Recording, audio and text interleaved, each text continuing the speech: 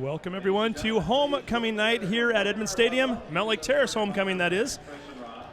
Mountlake Terrace Hawks versus the Lynnwood Royals. I'm going to turn off my mic now and let you hear the introductions for senior night, as these are the the senior cheerleaders and senior football players for the Mountlake Terrace Hawks.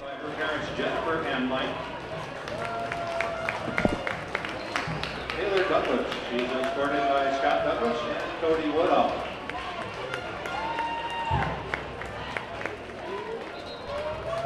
Kelly Hervey. She is escorted by her parents, Ann and Bruce.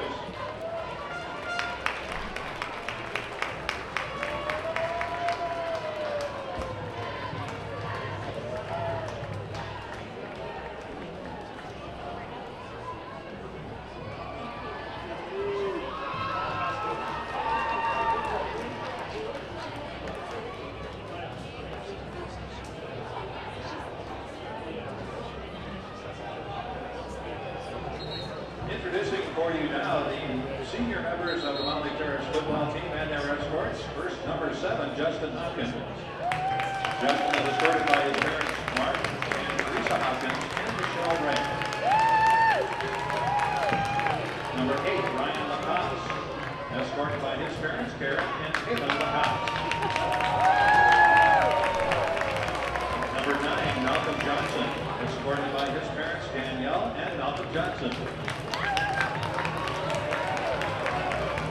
Number 11, Josh Hopkins, escorted by his parents, Mark and Teresa Hopkins, and Michelle Ray.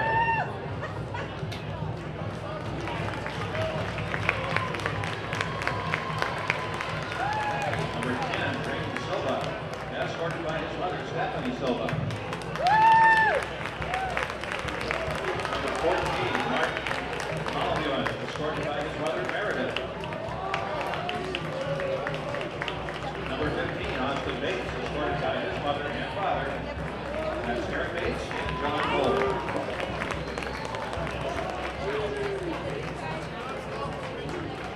Number 20, Jacob Walgren, escorted by his parents, Danielle and Eric Walgren. Number 22, Michael Hunt, escorted by his parents, Kristen and Justin Garza. Number 23, Javon Ned, escorted by his mother, Donna Lua. Number 24, Carlitos Robbie, escorted by his parents, Kathy and Carlos Robbie.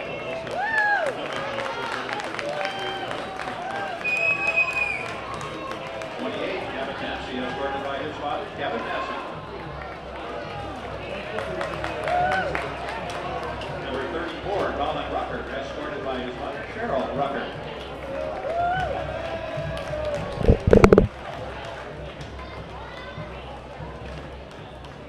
Number 35 is Sammy Abraha. What we don't have is escort. Number 50, James Hollinger, escorted by his mother, Jamie Carrot. Number 56, Billy Markins, escorted by his parents, Sidney and William Markins. Number 60, Gabe Fritz, escorted by his parents, Beth and Ray Fritz. Number 74, Ivan Melcher, escorted by Jose Melcher. Number 75, Trent McDowell, escorted by his parents, Angelique and Rich McDowell. Number 77, Colin Hoyles, escorted by his mother, Wyman.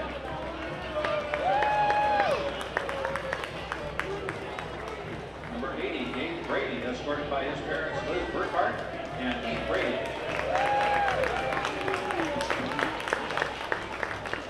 Number 85, Reese McGowan Brown, escorted by his parents, Shelley and Randy Brown.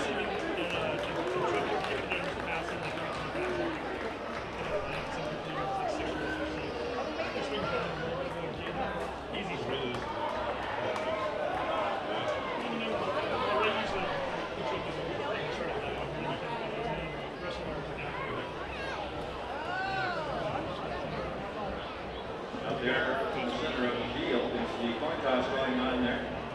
captains from these two teams. Introducing our officiating crew for tonight's game. The referee is Michael Carter. Ben Jones is the umpire. The linesman is Matt England. The line judge, Yuri Kritzer. Cat judge, Steve Fishman.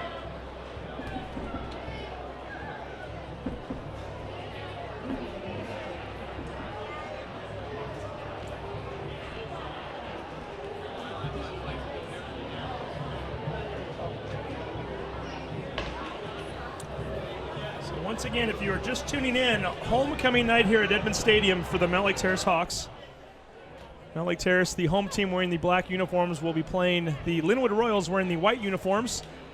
Senior night as well, as it's the last home game for the Mountlake Terrace Hawks this year. So the seniors were just announced, both the players as well as the cheer squad. And now we bring you the national anthem.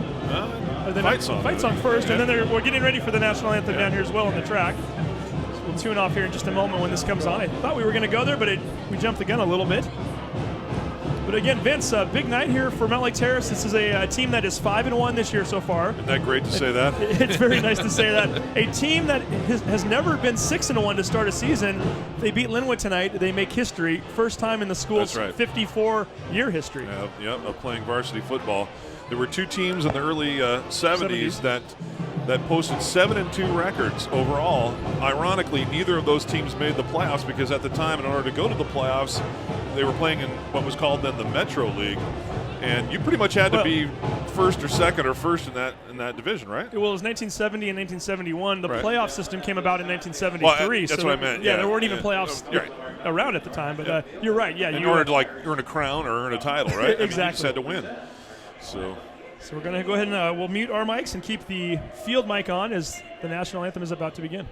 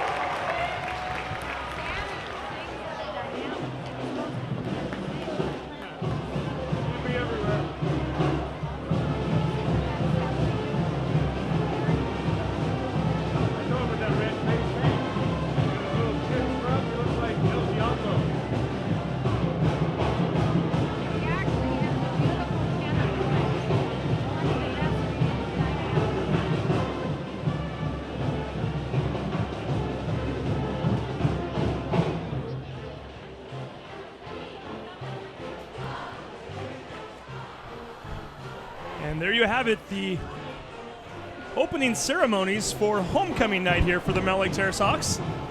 The Mountlake Terrace Hawks coming into this game with a record of 5 wins and 1 loss on the year versus the Lynnwood Royals, a team with a record of 3 wins and 3 losses on the year.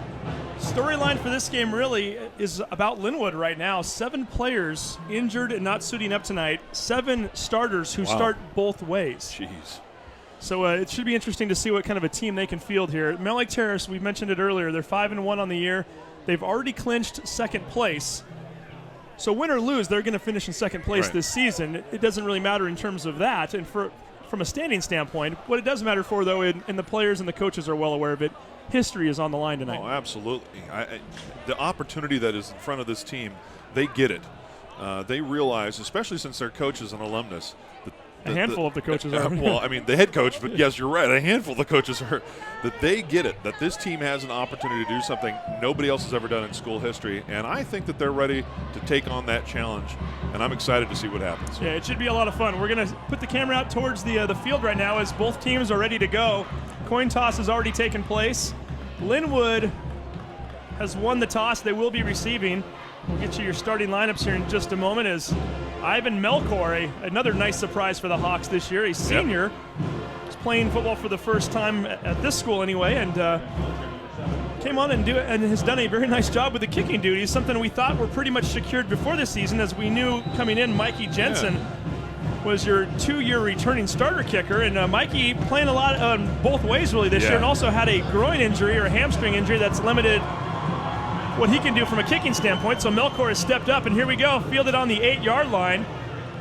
And not getting much further than that, that is number 30, Darnay Duplessis. Duplessis is a name we're going to call a lot tonight. Yeah.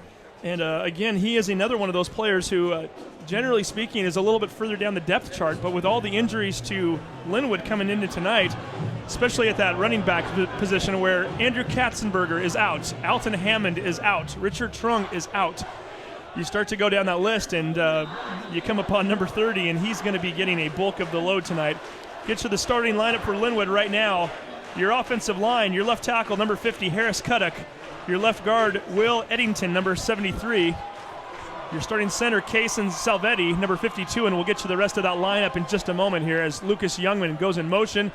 Handoff goes to Duplessis, and he is finding some space. Manages to get out to the 32-yard line. Picks up a first down. Duplessis, I'm gonna have a heck of a time with that name. He's not a Smith or a Jones. No, Duplessis. He's a Duplessis. So Duplessis picking up a nice 12-yard gain there. Give him 11 there as he gets out to the 21-yard line. The rest of your starting line, your right guard at number 58, Joe McKay, who's had himself a very nice season. Right tackle, Craig Knock. Your quarterback, of course, is your third-year starter, Justin Cachopo. Cachopo happens to lead Wesco South 3A in passing yardage this year. Your halfback, Darnay Duplessis, we just mentioned him, number 30. Your fullback is number 34, Michael Kirkman. Lucas Youngman, number 44, is your slot player. Kevin Wynn, number 7, your starting wide receiver. You're the receiver, Lawton Manapim, number 85. Manapim with the 102-yard interception return for a touchdown last week as Kirkman gets his first carry of the game and manages to find something out of what was originally nothing. He plunges his way forward to the 36-yard line after picking up 5 yards, and I was about to say he was going to go nowhere, but then Kirkman, the youngster, by the way, he is a sophomore, 6'1", 220, basically muscles his way forward for 5 yards, and that's going to bring up a 2nd and 5. Hawks are going to have to tighten things up here a little bit. Given the weather conditions, I wouldn't be surprised if both teams stay on the ground for the most part. And so you might want to key on that run initially, not want to give up any kind of big play here, but I think it's smart play to stay on the ground here initially. Cachopo in shotgun formation again, has yet to throw a pass. A little bit of confusion there as I think he was expecting Duplessis to do something different as he kept going out to the right towards the sideline, and Cachopo looked over to him as though he was ready to pitch it. Yeah, that was a busted play from the get-go, wasn't it? Yeah, Duplessis nowhere to be found. No gain. It's going to bring up 3rd and 5. Your starting line for the Mountlake Terrace Hawks on defense, nose tackle, number 53, Chase D'Alba. Your 2 ends, number 56, Billy Parkins, and number 71, Miles Allen. Your linebacking core, number 15, Austin Bates, a.k.a. Fife. The 2 inside linebackers, Tanner Munnis, number 2, and number 5, Mikey Jensen, who apparently nowadays are going by the nicknames Shake and Bake. They are pretty good friends. as a tandem there in the middle at linebacker. Your other outside linebacker, number 80, Gabe Brady, who has 3 interceptions on the season already. As Cachopo is back in shotgun formation on 3rd and 5. He looks over to Youngman. No, he throws it to Manapum.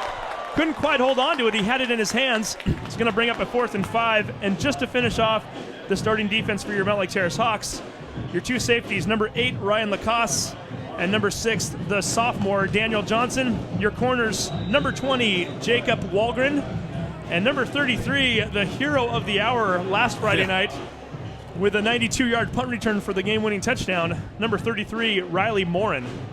Speaking of which, look who's back to return another punt.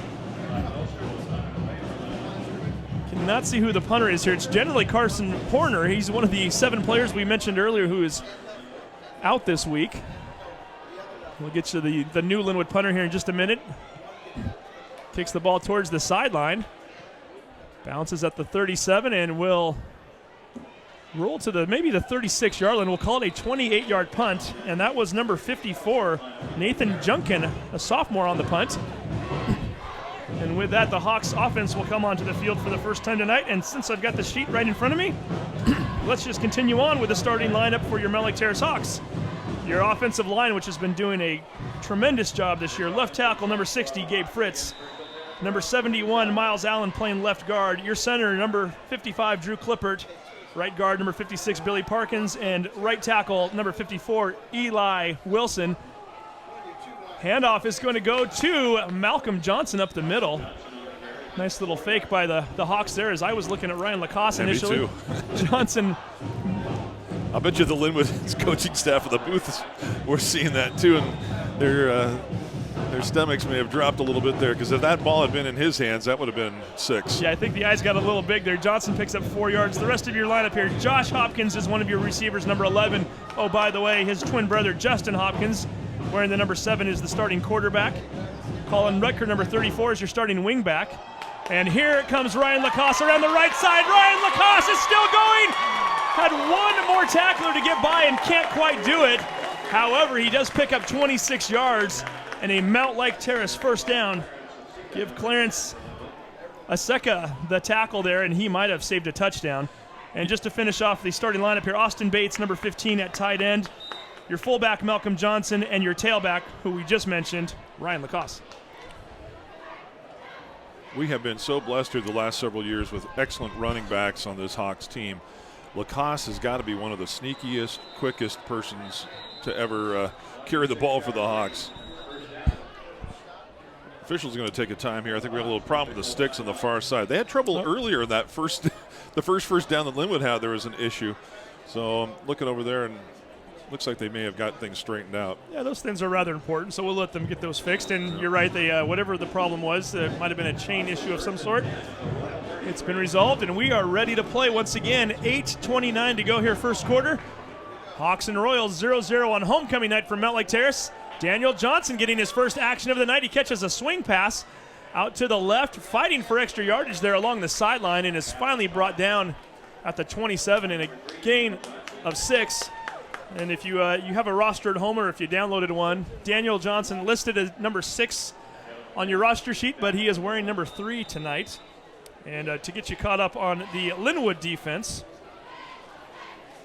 your front line, you've got Lucas Youngman playing left end. He's wearing the number 44. Craig Knock, left tackle, wearing 65. Right tackle is number 73, Will Eddington. Harris Cuddick is number 50 playing right end, and that play is not going very far at all for the Hawks. That was a bobbled snap, and it just was all messed up from the get-go. That's unfortunate, because now the Hawks are in a third down situation. And more bobbled snap issues. We saw plenty of those last week. Oh, boy. Your linebacking core for Lynnwood tonight, number 57, Aaron Riles. Riles, who is the younger brother of 2 former Lynnwood football players. Matter of fact, was pointed out to me this week that Riles, along with his brothers anyway, along with some of their teammates, were the last team to beat Mountlake Terrace on their homecoming night 2 years ago in a very exciting game here at Edmond Stadium. It was a big game for both teams. Came down to a single point. It's 3rd and 4 right now. And again, Riles is wearing that number 57 as we get a timeout from Mountlake Terrace. We'll keep it here and get you the rest of the lineup here right now. Your middle linebacker is number 38, Stefan Weibark, number 38. Your right linebacker is the sophomore who we mentioned already on offense, number 34, Michael Kirkman. Kevin Wynn is playing left corner. He's wearing the number 7. Lawton Manapon, number 85, is playing right corner. By the way, Joe McKay, we didn't mention him earlier. He's number 58 and playing nose tackle. And your free safety, who made a touchdown-saving tackle just a few minutes ago, Clarence Aseke, number 10.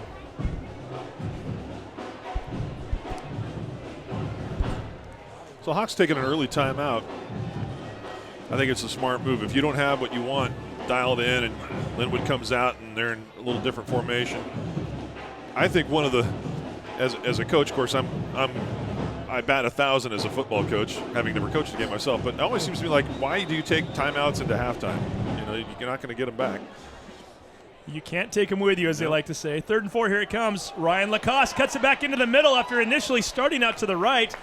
Gets enough to pick up a first down, a gain of 5. And the Hawks will get a new set of downs here at the 27-yard line. No, make that the 23-yard line of Lynnwood. And they're on the move.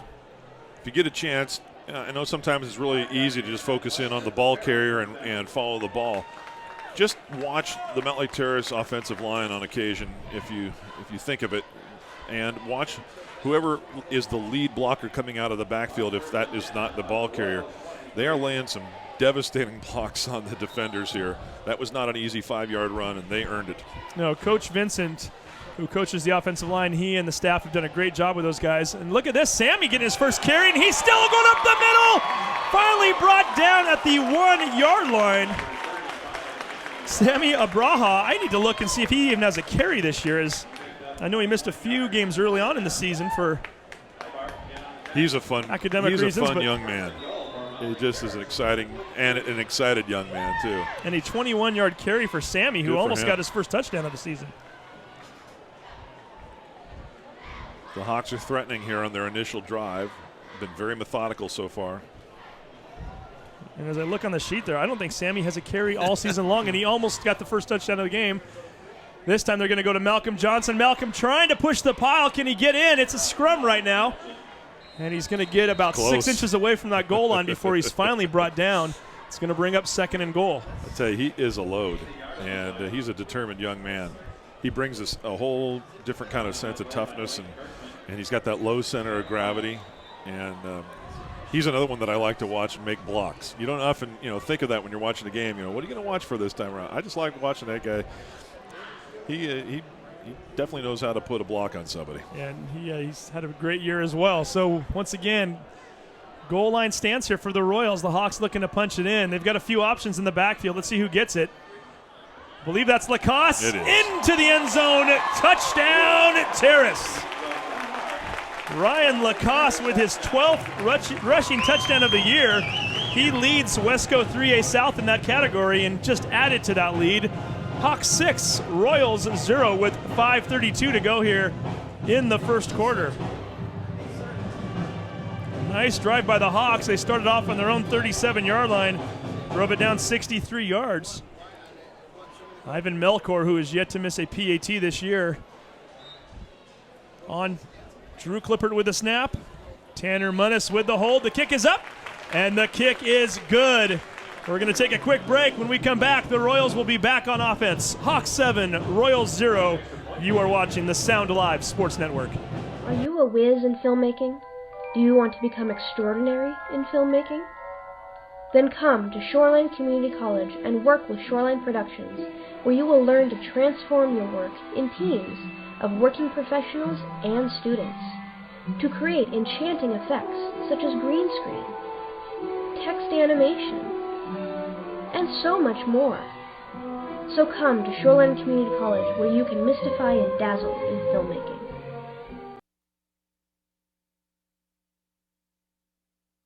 Welcome to Northwest Best, brought to you by Smart Service Subaru. Here's your host, Mike Halsey. We're back at the Red Onion in Mountlake Terrace, and I'm with the owner, Sean, and the food here is absolutely terrific. The burgers are made with 100% beef, made to order with fresh ingredients. And you're involved in a lot of community projects. Yes, Mike, we are. With the help of our loyal customers, we're able to give back to our community. Such as we take 100 kids shopping with cops and join us for our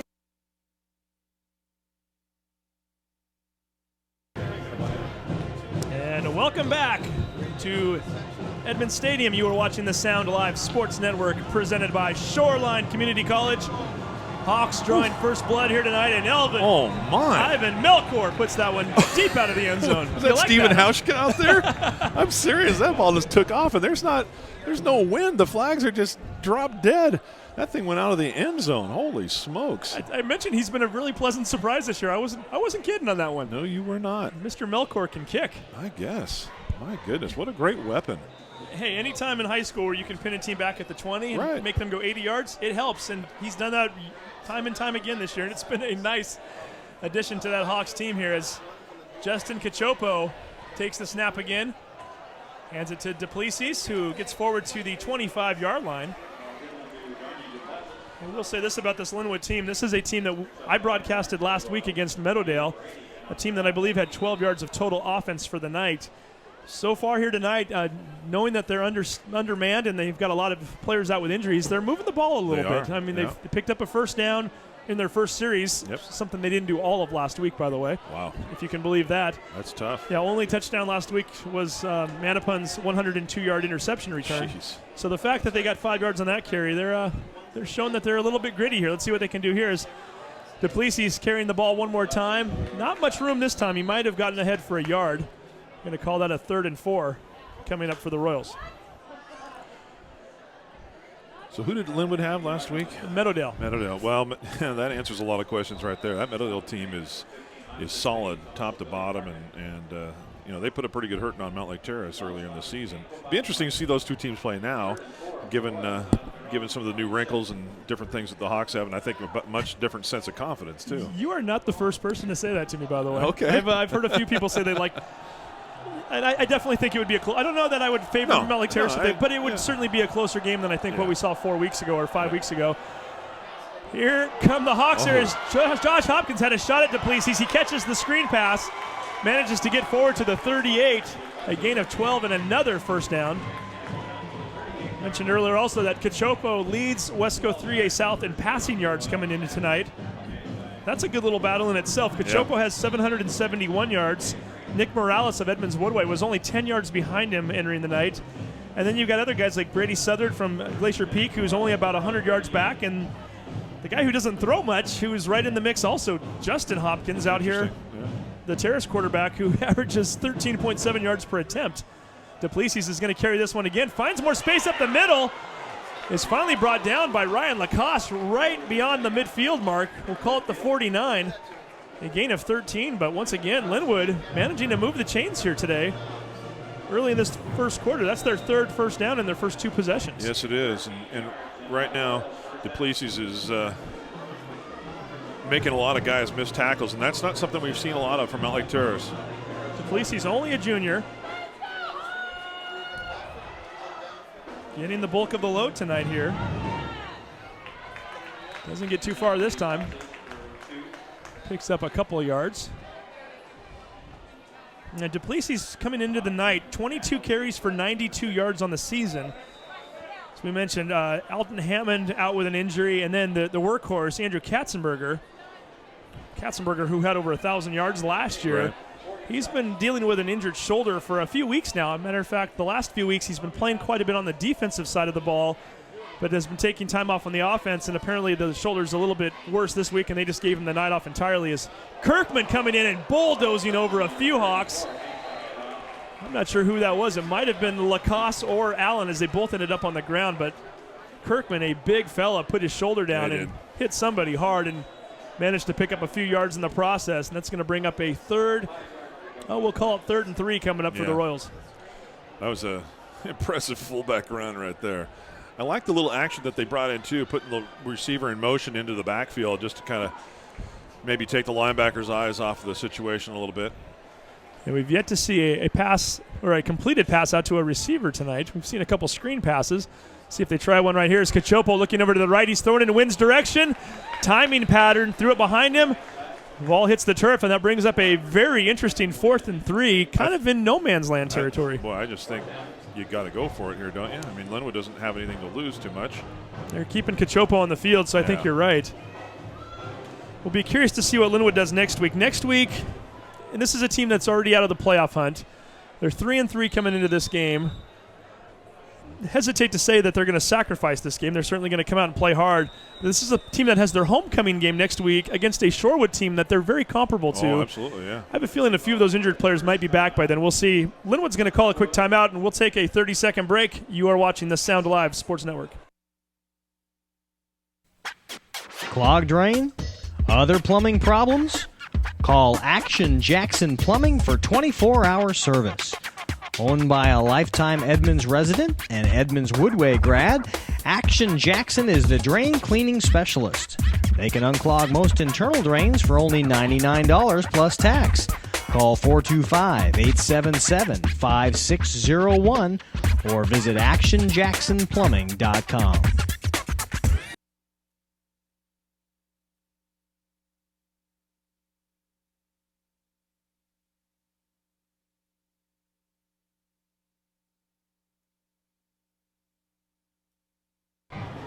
And welcome back to Edmonds Stadium. You're watching the Sound Alive Sports Network, brought to you by Shoreline Community College.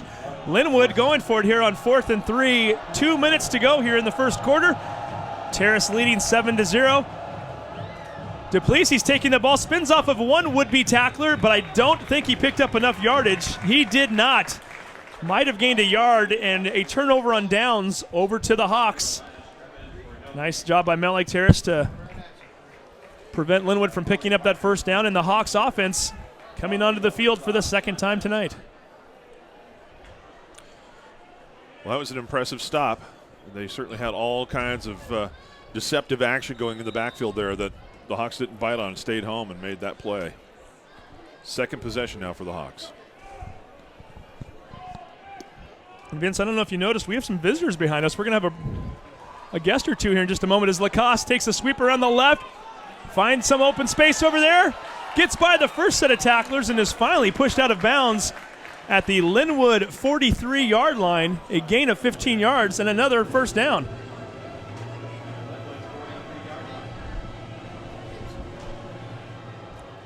So the Hawks looking at 1st and 10 from the 42.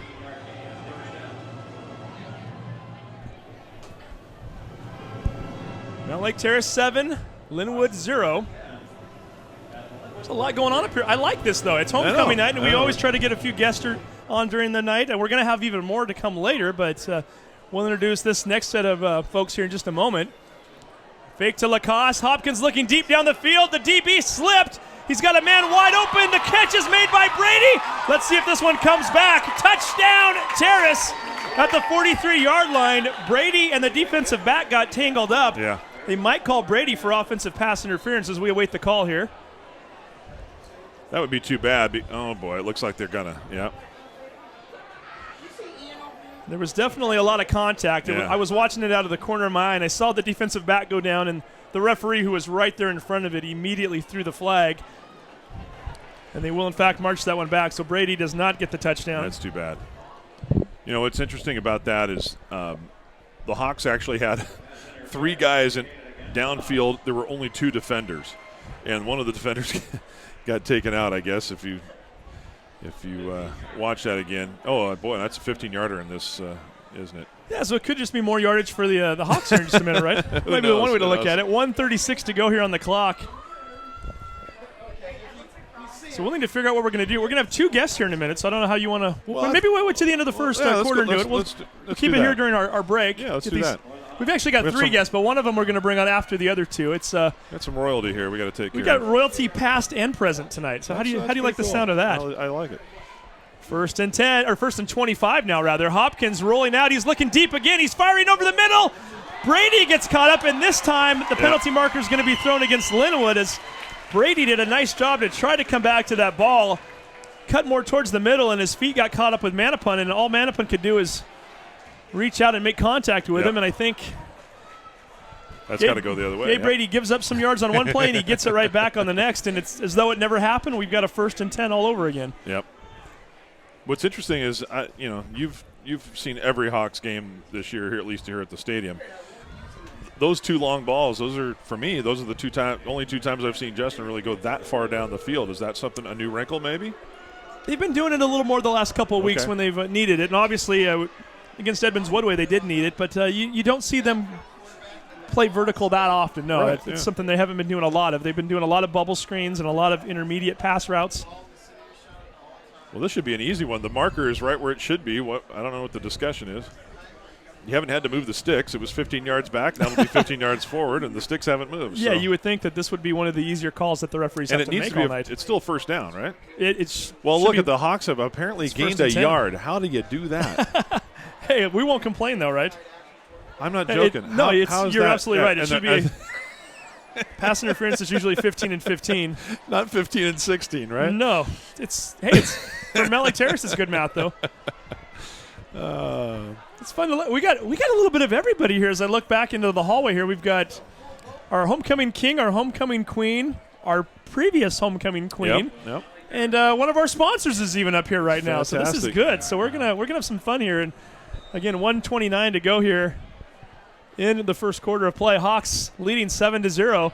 Finally got it right, 1st and 10. A little bit of movement there along the line. No penalty, no whistle as the play resumes. And Malcolm Johnson lunges ahead forward for 5 yards. Sean, why don't we get you to come in here real quick? Well, we'll talk to you for the last minute here.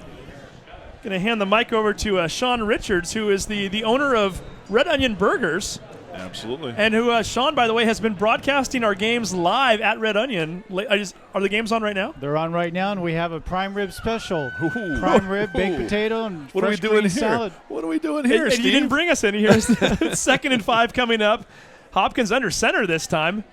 Hands it. No, he faked the handoff to Johnson. Gives it to Lacoste, who's got room to the 20, the 10. Touchdown Terrace. Way to go! Ryan Lacoste with the 38-yard touchdown run.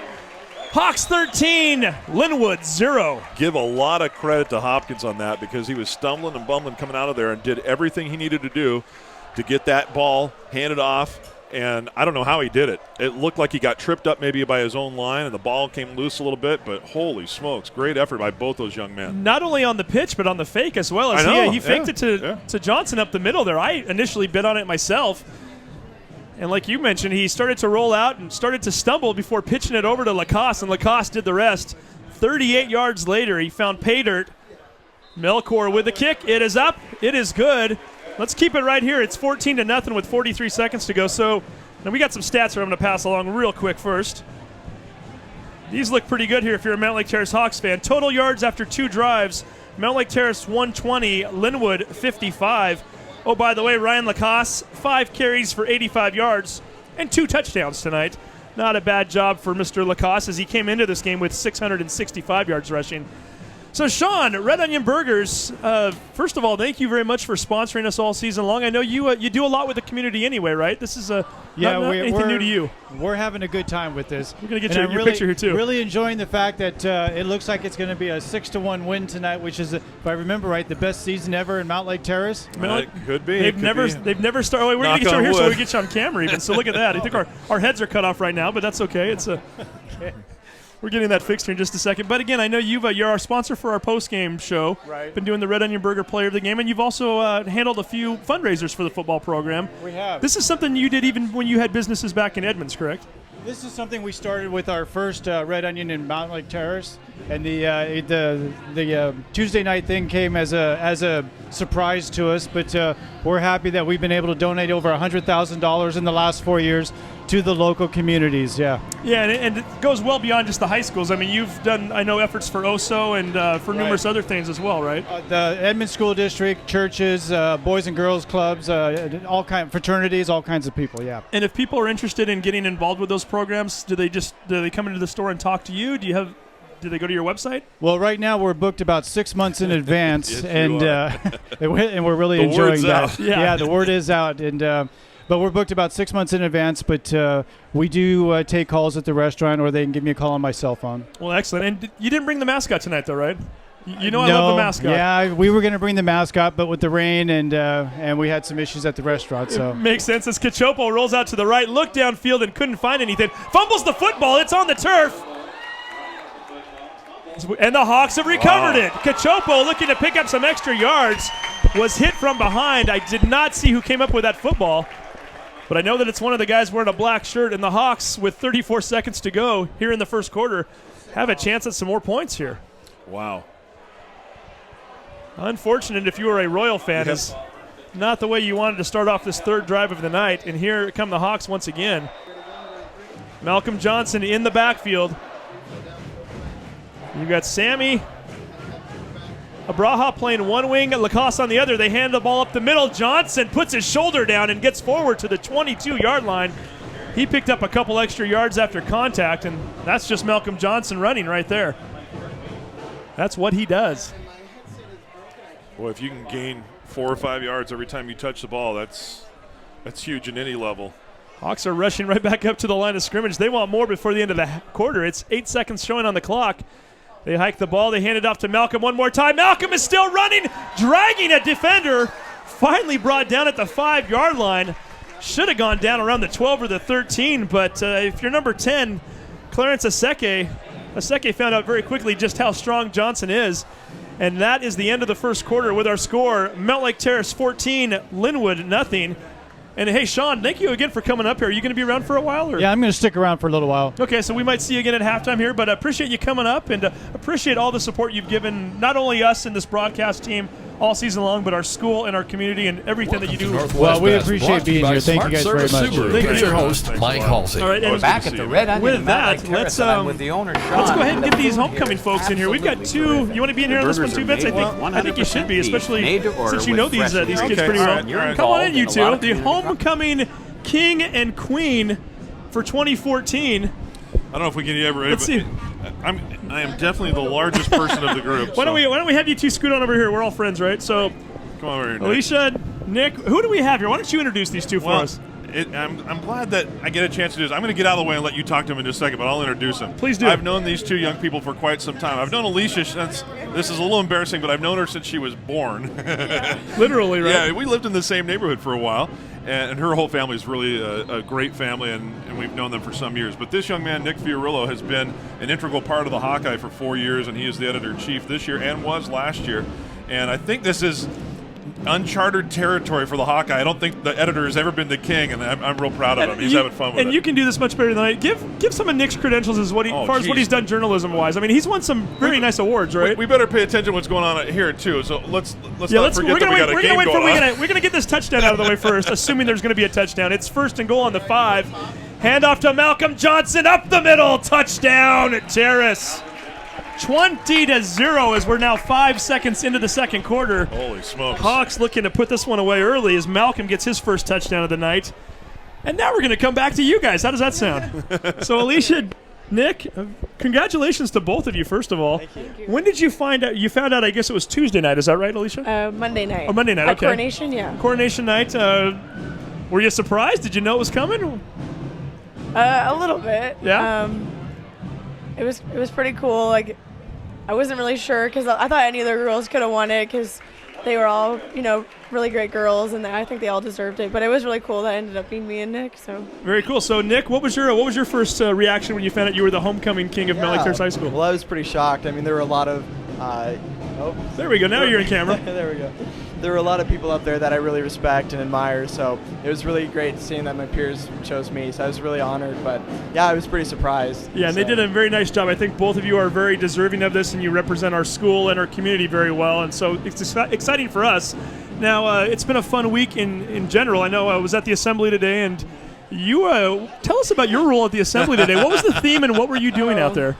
So the theme was Fantasyland, and I was acting out the Wicked Witch of the West, and I know I shouldn't do this, but I was teaming up with the Royals to defeat the Hawks tonight, but that was just for play. Like, I'm a true fan of the Hawks. You got dissolved pretty quickly at the end. Yeah, I melted at the end, but I got back to life. I was going to ask you if you might want to do your cackly laugh. I was going to ask her the same thing. We might ruin some of the SLSN equipment. Well, and that was really good. Well, and she did the I'll get you my pretty thing from the Wizard. Can you give us one of those real quick or no? My goodness. Is that too much to ask? You don't have to if you don't want to. It might not sound good. I'll get you my pretties. She plays the role well as we've got a kickoff return here as Duplessis is still running at the 20, breaks away. Penalty markers are down, so this one might be coming back.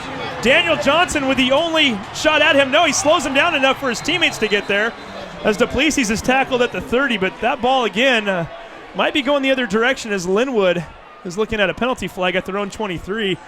Now, Nick, homecoming king, it's a big week. What's been your favorite part so far of this whole experience?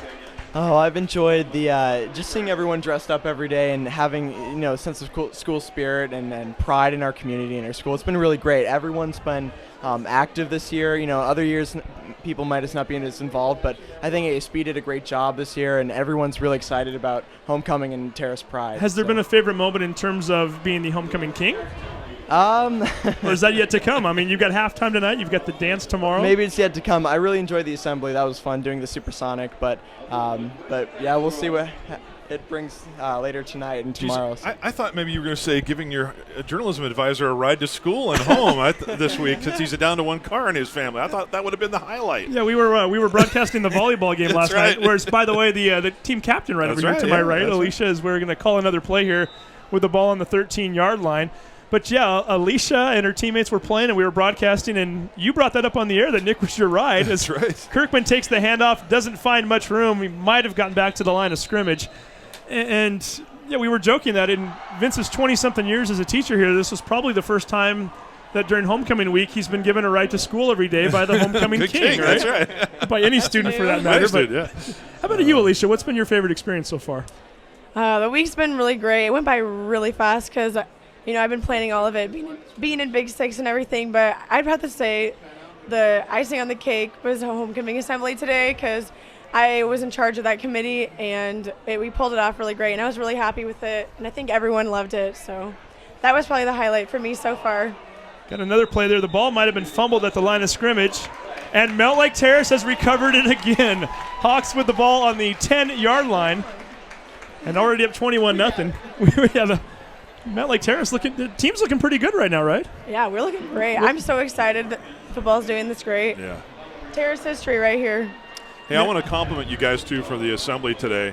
There were some things that happened that, as always do in assemblies, but it was very well organized, but there were some spontaneous things that happened that maybe they'll become traditions. I don't know. Was it planned to do the unified supersonic at the end? Yeah, Schwab actually mentioned to us that he wanted to do it to create a sense of unity and also to prevent booing from the seniors to the underclassmen and stuff like that. But it actually turned out really well. Malcolm Johnson up the middle for another touchdown. We do have a penalty marker down. Yeah, there may have been a hold on this side. I'm not sure. Just trying to keep my eyes down here on the field as well. Yeah, every time we turn around, this was similar to last year, if I remember, too. Every time we were trying to interview the homecoming king and queen, the Hawks were putting up touchdowns. Really it was another blowout, as that is, in fact, called a hold. Yeah. So, hey, tonight at halftime, how excited are you for this? Oh, I'm pretty pumped. Yeah? The Supersonic's always a good time. Yeah. Mom and Dad are here, I'm assuming. Great. I actually am not sure. I'm hoping so. I think I saw them. How about siblings? You got any siblings here? Oh, my siblings. Maybe my little brother. My older brothers they work and they're at school and stuff like that. But they are alumni. Now, what about Nick's younger brother is on the Hawkeye staff shooting the game tonight. Yeah. So is he going to be down there taking pictures of bigger brother? He's right down there now. Yeah, Jack's down there. You better get some good ones of the king. That's for sure. Yeah, I'm sure that if King and Mom will be upset if he doesn't. Yeah, I'm sure that there will be no problem with that. As Lacoste going around to the right, cuts it back into the middle, lunges towards the end zone, touchdown Terrace. Ryan Lacoste with his third touchdown of the night. I think we're looking pretty good for maybe a potential victory and a 6th win. What do you guys think? We are. So hey, what are you looking forward to about the homecoming halftime? Is there anything in particular you're excited about? I know Alicia mentioned Supersonic. What about you? Yeah, the Supersonic's always fun. It'll be fun seeing how the crowd reacts. Last year it was, or a couple years ago, I was doing it too for sophomore year, and the music cut out, and everyone just went with it spontaneously. So we'll see how it goes, but I'm excited for the Supersonic. So you guys didn't do any kind of a setup to make sure that the music spontaneously stops working again so we can have more fun. Is it going to work this time? I hope so. We'll wait and see, huh? I'm hoping it will, yeah. And by the way, I would be remiss if I didn't ask Alicia. Last year you missed your entire volleyball season with a knee injury. Yeah. I know that the team hasn't been playing as well as you wanted, but how are you feeling about your season and how's the injury right now? Personally, how the season going? I'm pretty proud of myself and how far I've come. It's really tough because I wasn't able to play select because of my knee injury, but I think I came back pretty strong, and I feel like I'm doing a good job leading the team. I'm doing my part as much as I can, and I don't think it's not really a problem for me, not mentally or anything. I just always forget about it. I mean, the only thing is it hurts a little bit after I work on it for a while, but other than that, it's good to be playing anyway, right? Yeah, it feels so good to be playing again. I bet. And Nick, I got to ask you one last question too. Hawkeye, what's the? Am I looking at? Chief editor? He's the editor-in-chief. Editor-in-chief. Okay, There we go. You were the homecoming king this week, and I'm sure that the Hawkeye is doing a lot of coverage on homecoming. Are you writing about yourself this week, or are you giving that up to somebody else? How does that work? It's a little awkward, yeah. I mean, I'm totally not covering this week because, it's my face on there sometimes. So, but we've got a great team of Hawkeye reporters that are doing a great job this week. So we've had excellent coverage. If you haven't seen the Hawkeye.org, you really should check it out because there are a lot of stories every day going up. So it's a great staff this year. But, so the Hawkeye.org for online. Correct. Okay, Correct. perfect. Yeah. And keep watching at halftime. We're going to keep our cameras rolling. We're going to watch the coronation ceremony, and should be a lot of fun. Hey, Alicia, congratulations. Thank you. Nick, congratulations. Thanks, it's been a lot of fun to have you guys up here. And again, I couldn't be more proud of the two of you. I think as they often do, the school got it right, and we picked two very good representatives to have as our homecoming court this year, and have a lot of fun tonight. Great, thanks. All right, thanks, All right. guys. See you guys later. And having said that, we're going to bring another person in here in just a moment. We've got a former homecoming queen up here. As this is our matter of fact, let's get her over here right now. Come on in why here. not? Taylor Arbuckle is good. here. It's good luck to have a guest on the air. Apparently, we've scored 3 times. And you want to know why this is kind of special for me too? Sure, yeah. Our first broadcast ever, I guess at the time we were the Hawks Broadcasting Network, HBN. As we're going to await this one play here as penalty flags fly. So our first game ever, my first game ever broadcasting, had never done this before. Yep. My first ever interview at halftime, the cheerleading captain. Yeah. Taylor Arbuckle. Were we up at Stanwood High School? We were up at Stanwood High School. We were just trying to get our feet wet, and you came on, and then later on you became the homecoming queen. And Look what you've done. Look what you've done. And you were the first interview, and now you're up here again. So first of all, where are you at these days, and how are you? I am attending Western Washington University, majoring in education. So yeah, I'm glad I got to come home for the weekend and watch my sister go through it too. I was just going to ask you that. Yeah. I've noticed that we just had Alicia on, who was the queen. The first princess is my sister. Is Morgan, yeah. little sister. So were you able to come out on Monday night to see the I coronation? was, yeah. I actually surprised her, which was pretty exciting. So it was a lot of fun, yeah. Did you give her any tips as far as how to handle the night, or did you? I said, don't fall. Did it work? Did Morgan fall? She didn't fall, so. Perfect. And again, Morgan is one of our cheerleaders out here too. Yes. So following in sister's footsteps, not only on the cheer team, but also as being a part of our homecoming court here. Yeah. How is it? What's it like to be back for you? Is it kind of awkward now, knowing that you're not a student and you're sitting in a different section? It's kind of nostalgic for me. I miss cheering, but it's fun to be on the other side and be able to watch. And I'm always going to be a fan of Terrace. And it's awesome how well they're doing this year. So yeah, another play there is Duplessis running up the middle, gained a couple of yards. That's going to bring up third down. And do you get a chance to come home very often? Do you get a chance to spend time around some of your old friends from Mountlake Terrace? Or? Yeah, it's a lot of my friends came home this weekend, so we're all enjoying watching the game together, and it's been a lot of fun. Well, very cool. And while you've been up here, they've scored like 3 touchdowns, so I should know. let you go here in just a minute. But I saw you down there earlier, and I thought, if we're going to do this homecoming thing, and this is becoming a bit of a tradition, as this is our 3rd year in which we've brought homecoming king and queen up here. Although your year, the king was a football player, Ty Esparza, so he wasn't able to join us. But I figured we had to, in holding with tradition, bring you up here and at least say hello. So thank you very much for coming up. Good to see you again, and continued success at Western. And thank you. Don't be a stranger. Come up and say hi to us. Hawks. All right, go Hawks. There we go. So Taylor Arbuckle, and before that, Alicia Klingen and Nick Fiorillo. Fun to see these young folks coming back around, and also a couple of our current students who are homecoming royalty, doing well and having a good time with it. Boy, that last carry.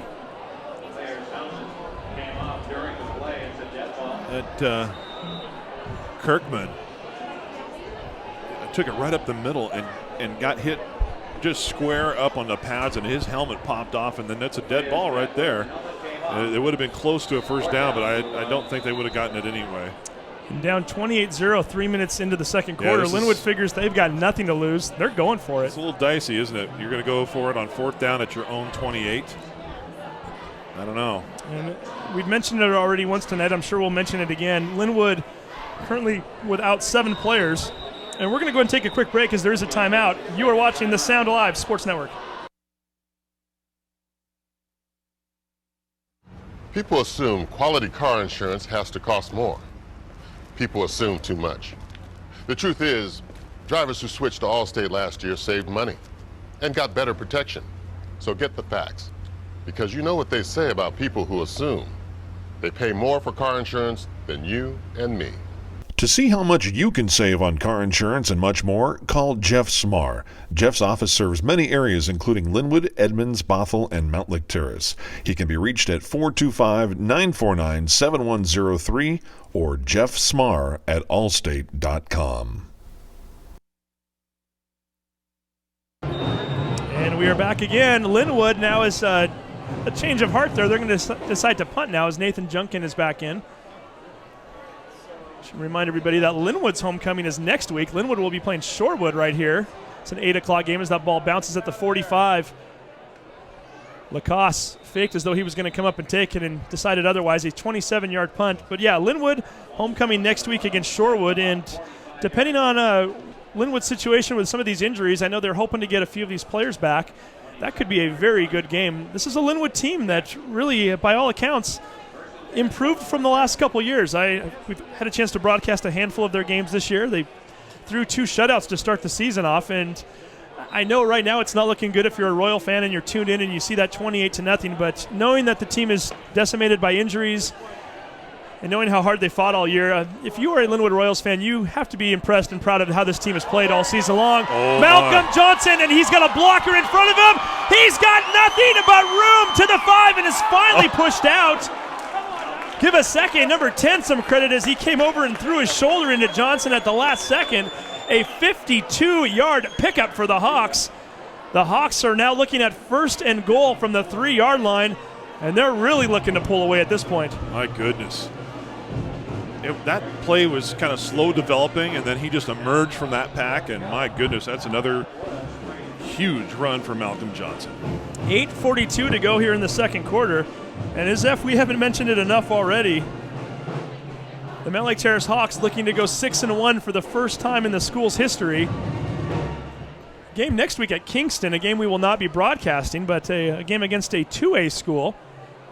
So Hawks get movement there as they're going to finally call that on number 35. That was Sammy Abraha in the backfield, who just nudged a little bit and enough to set the team back 5 yards. So yeah, the Mountlake Terrace could finish the regular season at 7-1. They've never finished a regular season with only 1 loss. That's right. Ever.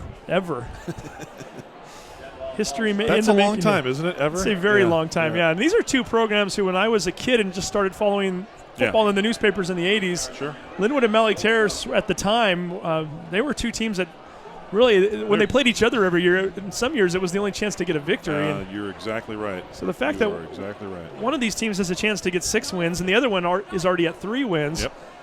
I mean, I'm a little bit biased around here. I'm a South Snohomish County guy. I always like to root for the Royals and the Hawks, no matter who they're playing. It's Malcolm Johnson. I thought he had the end zone for a second, and immediately.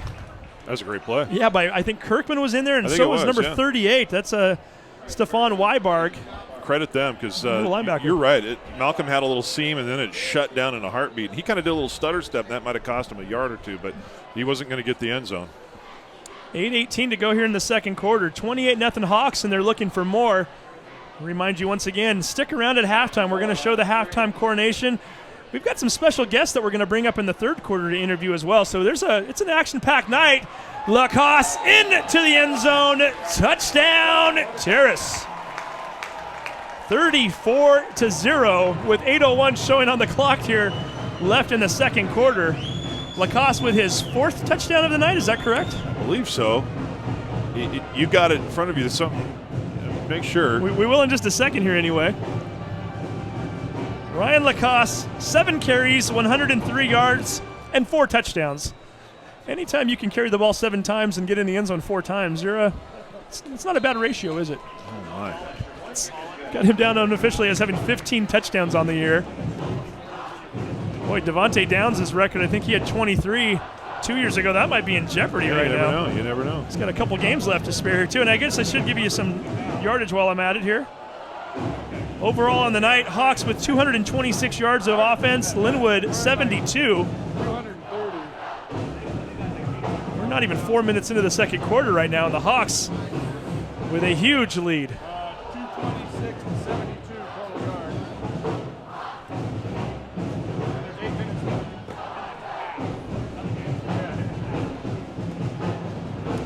Hawks coming back onto the field to kick the ball.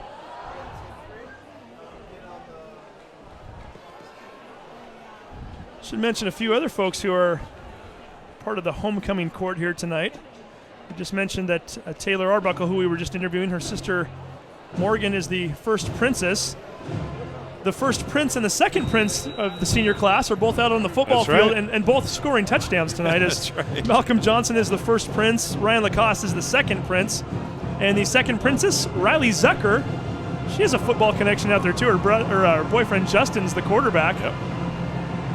As Duplessis looking for some space up the middle, and he's got a wide open hole. He's only got the kicker to beat. Melkor does a nice job to slow him down, and if he hadn't, I think Duplessis was going into the end zone, and Melkor got hurt on the play. My goodness, that could be costly. Ivan Melkor was the only player standing between Darnay Duplessis and the end zone, and Melkor didn't make the tackle, but he did slow him down enough to where the Hawks were able to get back on defense and make a play, and we hope that he did not get hurt too badly in doing so. 58-yard return. We're going to take a quick break right now. You are watching the Sound Live Sports Network. Are you a whiz in filmmaking? Do you want to become extraordinary in filmmaking? Then come to Shoreline Community College and work with Shoreline Productions, where you will learn to transform your work in teams of working professionals and students to create enchanting effects such as green screen, text animation, and so much more. So come to Shoreline Community College, where you can mystify and dazzle in filmmaking.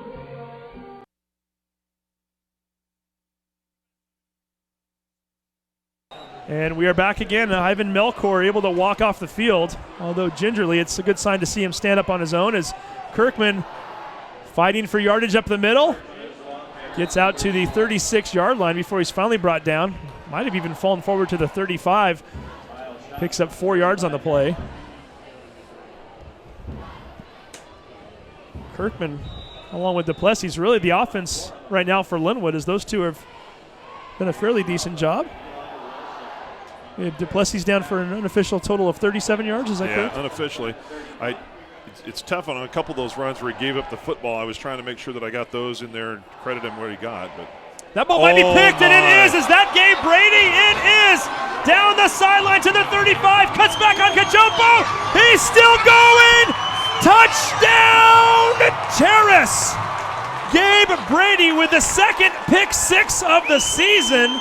Hawks 41. Lynnwood Royals 0. 65-yard return plus. Do you count it from where you intercepted it or where the line of scrimmage was? Where you intercepted it so from, it's got to be about a 72-yard return. Oh, my goodness. Gabe Brady. You got to wonder, the quarterback looked out there. I know that there was a play designed to go that way. It may have been a timing route, but the receiver went a different way entirely. And the ball was just floated out there. And credit Gabe Brady for picking that thing off and going, man. And he almost had a pick six last week. He had a huge interception at the end of the game. Jeez. Which really sealed the game up, and he ran that one down to the 13-yard line. Melkor back on to kick the extra point, by the way, so he is okay. That's a good sign. Kick is up. The kick is good.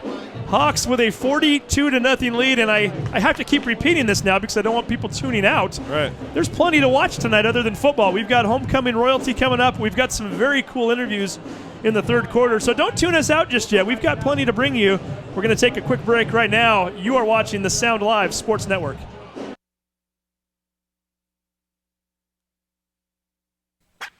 Clogged drain? Other plumbing problems? Call Action Jackson Plumbing for 24-hour service. Owned by a lifetime Edmonds resident and Edmonds Woodway grad, Action Jackson is the drain cleaning specialist. They can unclog most internal drains for only $99 plus tax. Call 425-877-5601 or visit actionjacksonplumbing.com.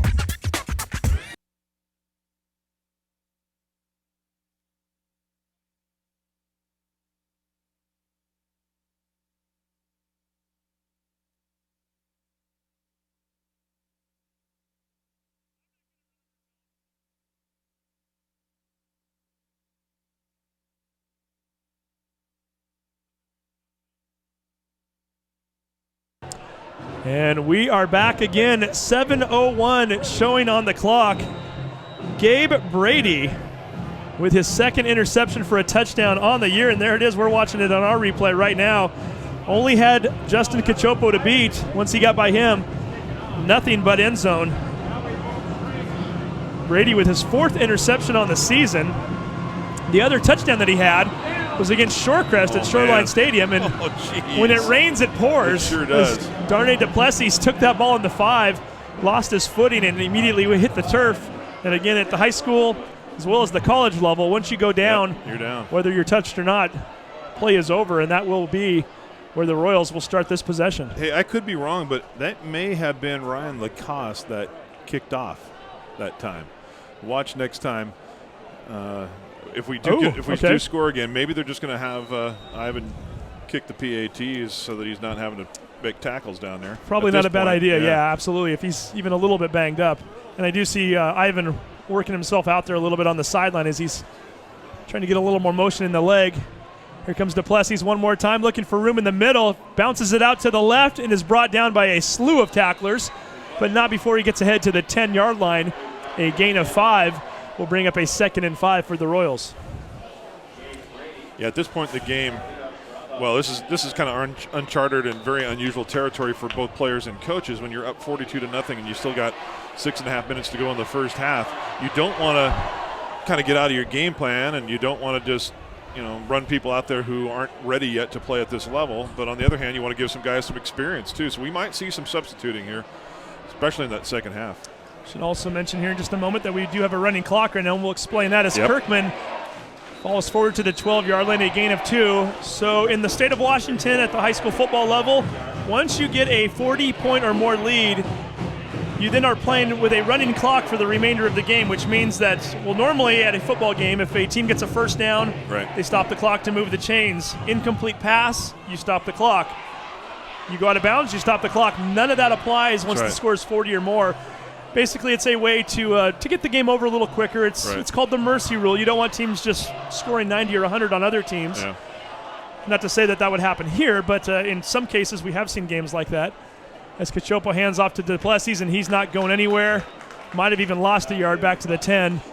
So in theory, this game should start moving a little bit quicker, as the clock now showing 5:27 to go in the second quarter and counting, as Riley Morin, who had a huge punt return last week, that's an understatement, maybe the biggest play in the school's history during the regular season. Arguably anyway. So, right? A 92-yard return that ultimately won the game with just a little over 2.5 minutes to go. Hawks were trailing by 5 at the time, and Morin took it on the second bounce and took it on the right side, ran it all the way around to the left, and just kept going up the sideline until he was in the end zone. That ball was almost snapped over Junkin's head. Punter able to come down with it. Ball lands on the 40, takes a nice Royals bounce as it continues to roll and ends up going past midfield, where it is finally down at the 48-yard line. We'll take a real quick break. You are watching the Sound Live Sports Network. People assume quality car insurance has to cost more. People assume too much. The truth is, drivers who switched to Allstate last year saved money and got better protection. So get the facts, because you know what they say about people who assume. They pay more for car insurance than you and me. To see how much you can save on car insurance and much more, call Jeff Smar. Jeff's office serves many areas, including Lynnwood, Edmonds, Bothell, and Mountlake Terrace. We're back again, 4:45 to go in the first half. Ryan Lacoste running to the 40, cuts it outside to the 25, the 20. He is gone! A touchdown at Terrace. 52-yard run for Lacoste. His 5th touchdown in the first half. 48-0. Mountlake Terrace in the lead with 4:33 to go in the second quarter. My goodness, the Hawks are turning it on right now. Ryan Lacoste, let's look at these statistics, shall we? 8 carries, 155 yards, and 5 touchdowns. He's carried the ball 8 times. He has scored 5 touchdowns in the first half. He had 11 on the season and was leading Wesco 3A South. Obviously pulling away in that category right now as Ivan Melkor is in for another PAT. Kicks it up and kicks it through the uprights. We're going to take another quick break. 49-0 Hawks lead. You are watching the Sound Live Sports Network. Welcome to Northwest Best, brought to you by Smart Service Subaru. Here's your host, Mike Halsey. We're back at the Red Onion in Mountlake Terrace, and I'm with the owner, Sean, and the food here is absolutely terrific. The burgers are made with 100% beef, made to order with fresh ingredients. And you're involved in a lot of community projects. Yes, Mike, we are. With the help of our loyal customers, we're able to give back to our community. Such as we take 100 kids shopping with cops and join us for our terrific Tuesday fundraisers. Join us at Red Onion Burger. And thank you for watching.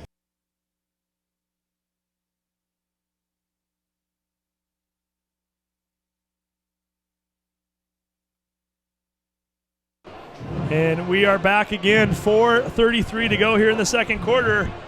Hawks piling it on at this point, 49-0. Yeah, do not adjust your dial. Do not think that Angelo's fingers have slipped on the scoreboard there at the top of your screen. That is the correct score. And we have 4:33 to go in the first half. Unbelievable.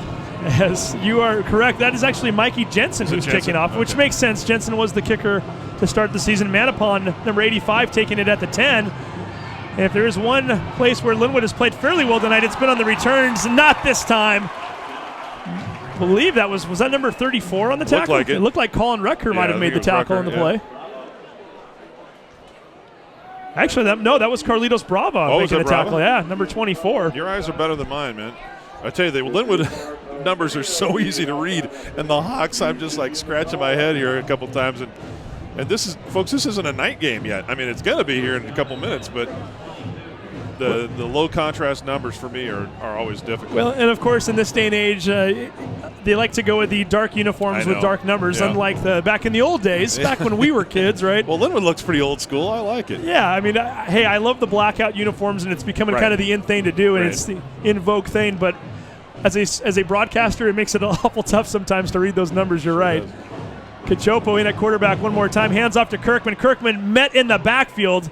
Slowed up initially by Eli Wilson. Nice job by Eli to make him delay his running just enough to where Austin Bates and maybe one or two others got in there to make the tackle, a gain of 2.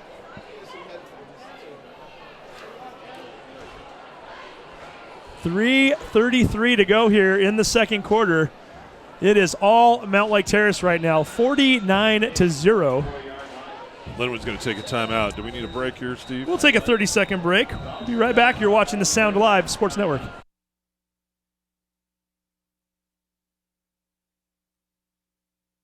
Are you a whiz in filmmaking? Do you want to become extraordinary in filmmaking? Then come to Shoreline Community College and work with Shoreline Productions, where you will learn to transform your work in teams of working professionals and students to create enchanting effects such as green screen, text animation, and so much more. So come to Shoreline Community College, where you can mystify and dazzle in filmmaking.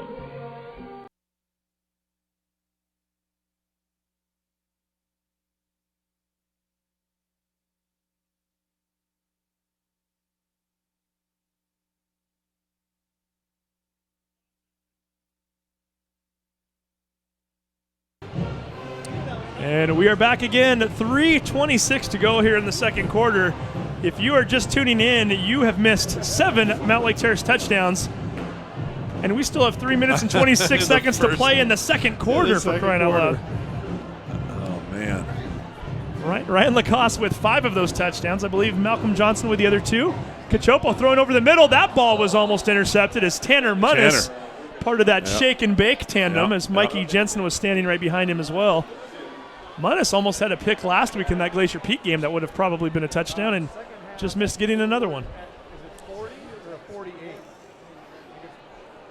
And I'm a little bit puzzled, John, or Vince. I thought the clock would be running here. We talked about running clock. It should be. Maybe that doesn't start until halftime. I don't think so. I think it should be going right now. My understanding is that anytime you're up by 40 or more, but we've had a lot of close games here at Edmund Stadium this year. Maybe they're just not used maybe the scorekeepers are not used to this. They certainly didn't get a running clock for that Glacier Peak Mountlake Terrace game last week. But really, that's the responsibility of the referees on the field too. The head referee should be doing that. We've got confusion in the backfield as Kirkman and Duplessis not sure where to be lined up. But finally, Kirkman off to the right. Cachopo rolling out. He's looking downfield. That ball's intercepted. Daniel Johnson catching it at the 28. Spins off of one tackler and is pushed out of bounds at the 16-yard line. Hawks back in business again with 3:11 to go in the half. Jeez. Well, you always want to win your homecoming game. Yeah, you do. But you don't normally expect to win it by this margin, especially in the first half. This is kind of what it's like to be Marysville Pilchuck. Well, they've had a 56-0 and a 51-0 lead in their last two games at halftime. Seriously, yeah. And now the Mountlake Terrace Hawks are getting to experience a little bit of that. 3:08 to go. Yeah, now the clock is running, so they have started it. Maybe they finally figured it out next door. And let's see if Mountlake Terrace can put on. Still the starting lineup in there, Steve. More points, still the starting lineup. I imagine they will for the entire first half as Johnson looks for room in the middle. Was initially stopped right around the 15 or 16-yard line and pushes his way forward to the 11. Picks up 5. Now, you've been watching this team, and certainly your research is impeccable, but any idea what the record is for number of touchdown runs in a game? I mean, for Mountlake Terrace? Yeah. Wow. Well, I know we did a game 2 years ago. As a matter of fact, it was the crossover game. Yeah. Mountlake Terrace versus Marysville Gitchell. I believe Devontae Downs had 6 touchdown rushes in that game. Yeah. That's the most that I've ever seen from a Mountlake Terrace player. And, we might even have a chance to ask a guy in the third quarter who may know that number as the Hawks pushing forward again. That was Johnson one more time to the 2. But, yeah, Devontae had 6 touchdowns in a game, and I believe he had 23 rushing touchdowns for the year, which was at the time a record. So I've got to think if 6 isn't the record, it's awfully close. And yep. Yeah, he was on a tear, wasn't he? That was a pretty special year. A special year and a special running back who's now getting some linebacker time at Cal Berkeley. And a lot. Can watch him play on ESPN2 tomorrow. I think they're playing UCLA, and Malcolm Johnson looking for a touchdown. Gets up close to the goal line. May not have made it. We await the signal, and, they're going to say he was just short. Could this be Ryan Lacoste? Maybe he took a knee for his buddy there. Malcolm likes to score touchdowns this year, too, so I have a feeling that who doesn't? I don't know that he would quite do that, but, you never know here. Well, that's one of the differences, I would say, between this year's team in terms of the tandem. Devontae was not a one-man show, but he was the scoring machine, and this group's a little more balanced. Well, Johnson now has 10 touchdowns on the year as well. He's going to try to get number 11 right here. Did he get it? Sure he did. Touchdown, Terrace. 1:13 to go in the half. Hawks 55, Lynnwood 0.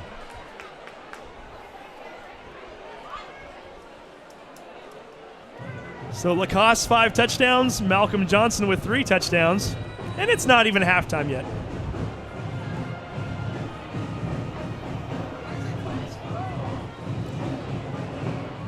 Ivan Milcourt back on for his 8th PAT attempt. The kick is up, and once again the kick is good. 1:13 to go here in the half.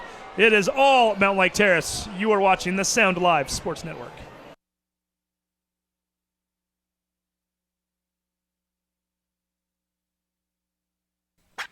Clogged drain? Other plumbing problems? Call Action Jackson Plumbing for 24-hour service. Owned by a lifetime Edmonds resident and Edmonds Woodway grad, Action Jackson is the drain cleaning specialist. They can unclog most internal drains for only $99 plus tax. Call 425-877-5601 or visit actionjacksonplumbing.com.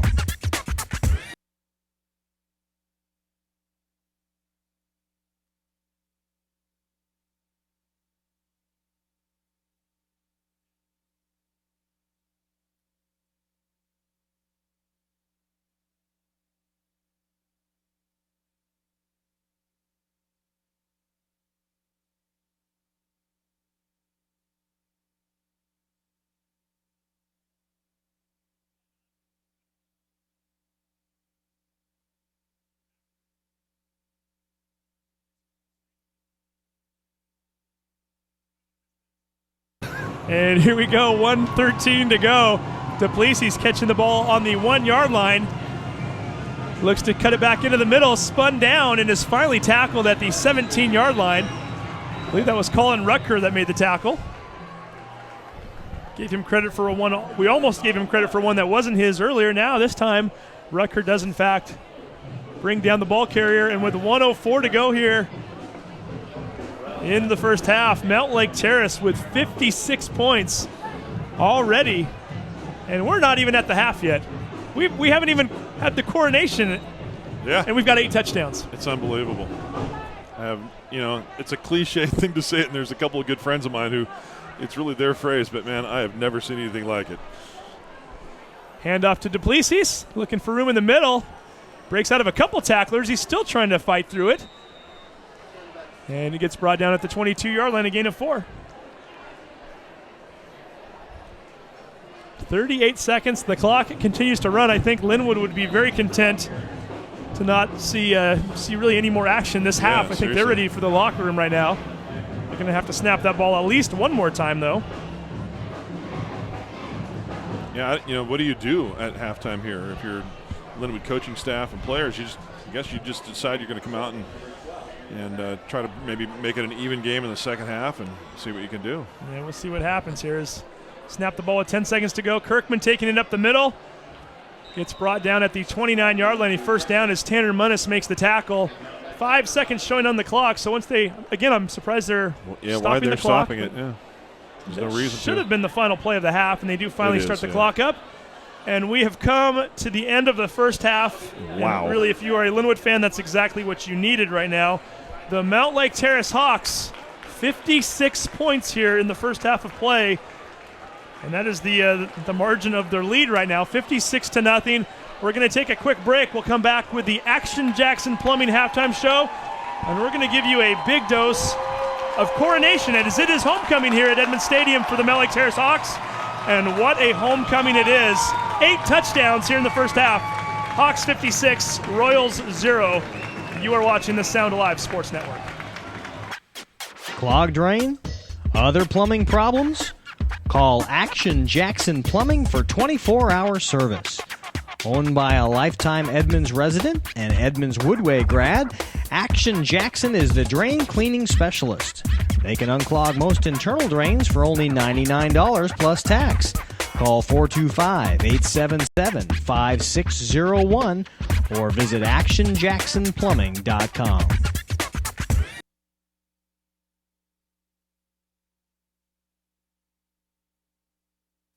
Are you a whiz in filmmaking? Do you want to become extraordinary in filmmaking?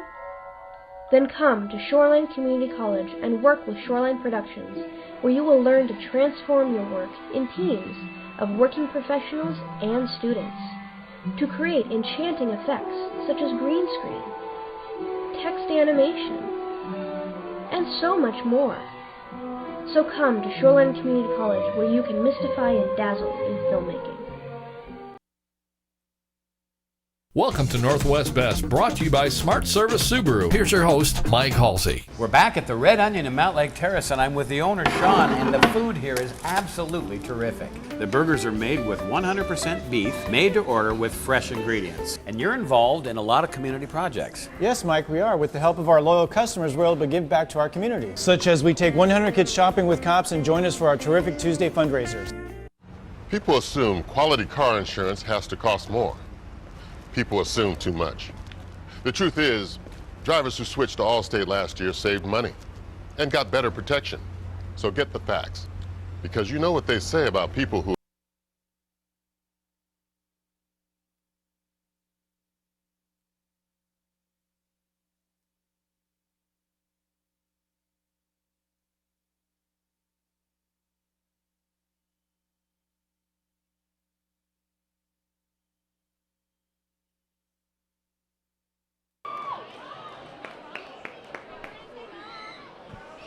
And we are back again. Our halftime score, Mountlake Terrace 56, Lynnwood 0. And Ford Motor Company there presenting the check to the Football Booster Club, who've been doing fundraisers with the Hawks. I think a check for a little over $4,000, so very nicely done. And that's money that will be well spent by John Clippard and the rest of the crew, as football is a sport that is not cheap to play. It's not completely funded by the district. And we need programs like that to sustain, and we appreciate Ford for doing that. Now, this is a great opportunity here to acknowledge one of the great traditions at Terrace with our induction of our new Hall of Fame members into the Sports Hall of Fame. Steve, you have some information? I do, and as a matter of fact, I'll let the cat out of the bag. This is one of our interviews in the third quarter, so we will be doing that in just a moment. That's very cool. As I scramble to get her information. This is Leslie Lay, class of 1980. That's a good year. Is that your year? That's my year. Is that your okay? Yeah, she is the class of 1980, a swimmer. She is, I'll read this to you here. Actually, let's tune this up here, then I'll read it in a moment. Okay. If we can hear that. You know, it might just be better for you to read what you've got, Sure. man. Let's go and do that. I've got the whole thing right here. Yeah. This is given to me from Nayland Sood, who was helping to put this together. A 1980 graduate of Mountlake Terrace High School, Leslie is undoubtedly the most decorated swimmer in the history of Mountlake Terrace High School. In 1979, Leslie was recognized as a high school All-American while holding multiple records in the 100 and 200-yard backstroke and the 200 and 400-yard individual medley for Mountlake Terrace and the Dolphin Swim Club. For 3 years at MTHS, Leslie was undefeated in dual, district, and regional meets. After graduating from MTHS, Leslie took her swimming talents to The Ohio State University, where she was a 4-year letter winner, a 2-year first-team All-Big Ten participant, 1982 and 84, and as if that wasn't enough, a 1982 All-American. Jeez. And she's one of our own. So Leslie Lay, congratulations. She's been inducted into the Hall of Fame, and I believe she will be coming up here in the early part of the third quarter and doing a little interview with us. That's fantastic. Now, are they making the other two inductees official tonight, or is that going to come later in the year, do you think? He didn't give me that info. Okay. I know there were two other ones. I don't even have it in front of me. Do you remember who the other two were? I do, yeah. I think I do know who one of them is, but well, Seamus Boxley. He was pretty good. He was okay. It wasn't too bad. Just No, the All-Area Seattle Times Player of the Year and on a team that went undefeated during the regular season and went on and played a little bit of college basketball, made some noise there and set a few records there. And then is Portland State. He's in the Hall of Fame at Portland State. All Big Sky Player of the Year. Right. Yeah. And then went into professional basketball and is still playing overseas. Here comes the court. Yeah, let's give these guys some shout-outs. So freshman king and prince and princess, Kyrie Armstead and Jasmine Zink just walked by, followed by the sophomore prince and princess. That's Jeremy Ansdell and Haley White. The junior prince and princess are walking by right now. That's Bryson Bruno and Daniela Duya. Here we go. Second prince and princess for the senior class, Ryan Lacoste. He's having a really good night, isn't he? 6 touchdowns, and now he's being coronated there, along with Riley Zucker. The other part of that tandem that's scoring all the touchdowns, it's Malcolm Johnson and Morgan Arbuckle, the first prince and first princess. And here come our homecoming king and queen, whom we interviewed earlier tonight, Nick Fiorillo and Alicia Klingen, 2 kids that you've known for a very long time. And like I said, I can't overstate this enough. 2 great kids. Well, look at that whole court. Yeah, I mean, that's such a great, representation of what Terrace is about. These are young men and women who have been nominated and then elected by their peers to represent them during this really special time of the year. A lot of what you see in terms of this looks like, it's just a popularity contest. Now, these young men and women really have earned this, and it's so much more than that at Terrace. And speaking of traditions, guess what time it is? It is time for Supersonic. Supersonic. Do we have a camera person over there still? Yeah. I hope so. We're gonna. They may be doing the Supersonic. Who knows? Yeah. I think we're gonna go ahead and hit our mics off and let the. If you want to, sure, why not? The audience maybe take this people in. at home, they can do it along with. There you go. Cheerleaders here.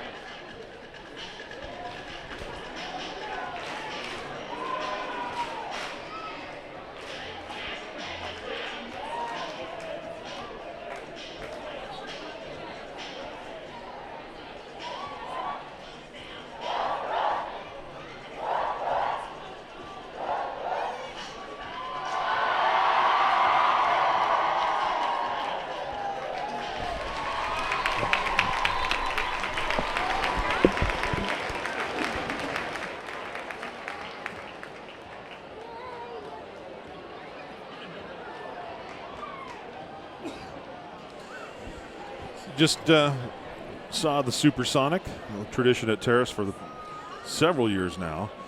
A little twist on that today in the assembly. Steve, you were there.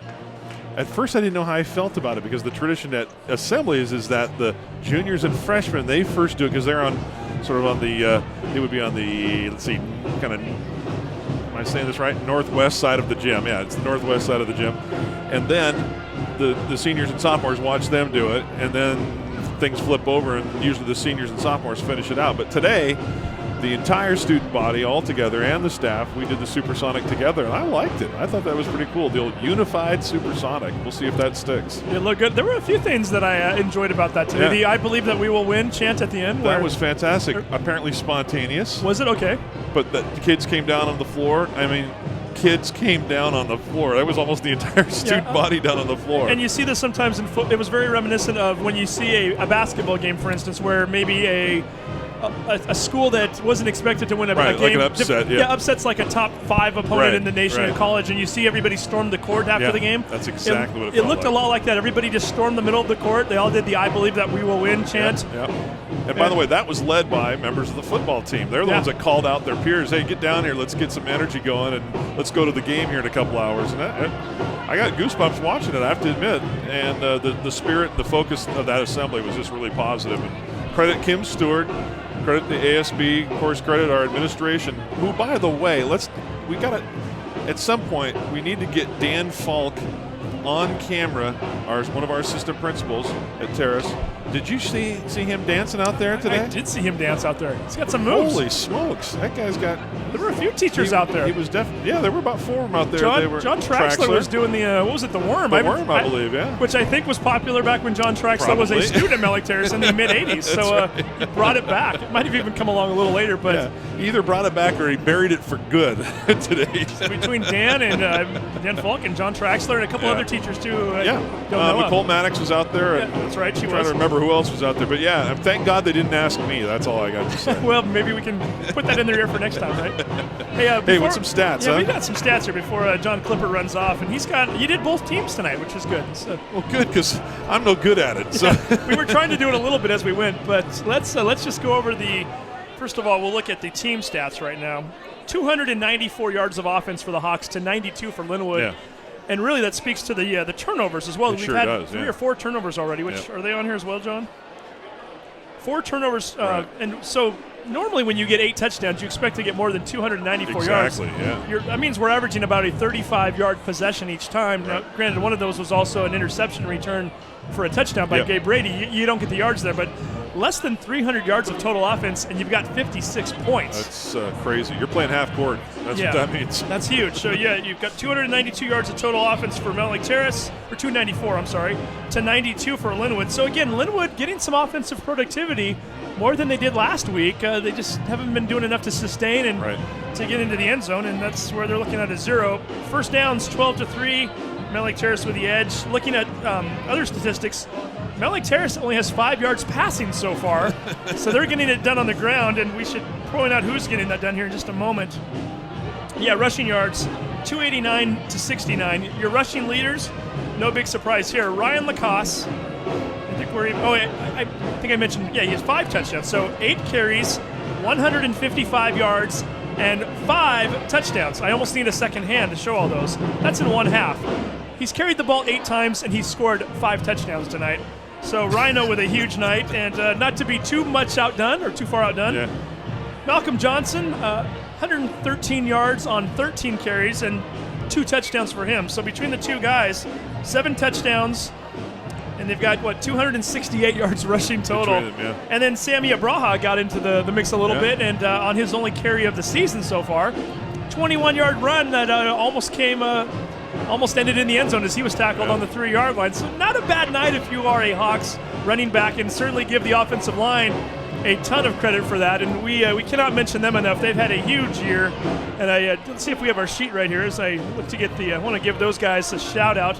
John Clippard standing right next to me, and I know he would let me hear about it later if I didn't anyway, but it's true. I mean, Does he know one of these guys or something? I think the center... he may be related? He might have met him once or twice, Yeah, his wife is the center's mom. Is that how it works? Okay, good. It's Drew Clippard, his son. So Drew's the starting center. Gabe Fritz is playing left tackle, Miles Allen left guard, Billy Parkins right guard, and Eli Wilson right tackle. And let's mention Austin Bates, a.k.a. Fife. Yep. Sets a lot of blocks out there at the tight end spot. And then some of the other guys, too. I know Trent Brooks gets a lot of playing time, and Chase D'Alba and Devontae Sims and Tanner Munnis back up tight end. The line is busting these holes wide open for these guys. I mean, certainly, you look at these two running backs, Lacoste and Malcolm Johnson, very talented running very backs. Capable. But they're getting a lot of help up front there as well. That's one thing that I've noticed is that it's pretty rare that you see one of our running backs get hit before they reach the line of scrimmage, which means the guys are obviously blocking. But then what I'm noticing even more this year is that they're not getting hit maybe 3-4 yards down, if at all. I mean, the number of times that Ryan's had the ball free and clear a good 10-15 yards down the field tonight in particular. Unbelievable. Yeah, and just to finish out the stats, Justin Hopkins, the quarterback, 1 rush for no yards. I think that was on a botched snap. Yeah. He's also thrown 2 passes tonight, one of which he completed to Daniel Johnson for 5 yards. Looking on the other side for Lynnwood, Justin Cachopo, 2 completions and 7 pass attempts. He's put up 23 yards passing. Leading rushers tonight for Lynnwood, Darnay Duplessis, 10 carries for 28 yards. Yep. Mike Kirkman, 7 carries for 18 yards, and Justin Cachopo, the quarterback, 3 carries for 18 yards. And before we forget, the 2 receivers who have caught passes tonight, Kevin Wynn, 1 catch for 11 yards, and Darnay Duplessis, the running back, also caught a 12-yard pass. And that's pretty much your statistics right now. Yeah. Another big stat, interception by Gabe Brady that went back 75 yards, give or take, for a touchdown. And 56 points in the first half. Yeah, I will say of the Duplessis is impressive, but Kirkman, just 18 yards. It feels like he's got a lot more than that because those are really hard-earned yards. He's a sophomore and a big load, and when he hits the hole because he's going to hit you.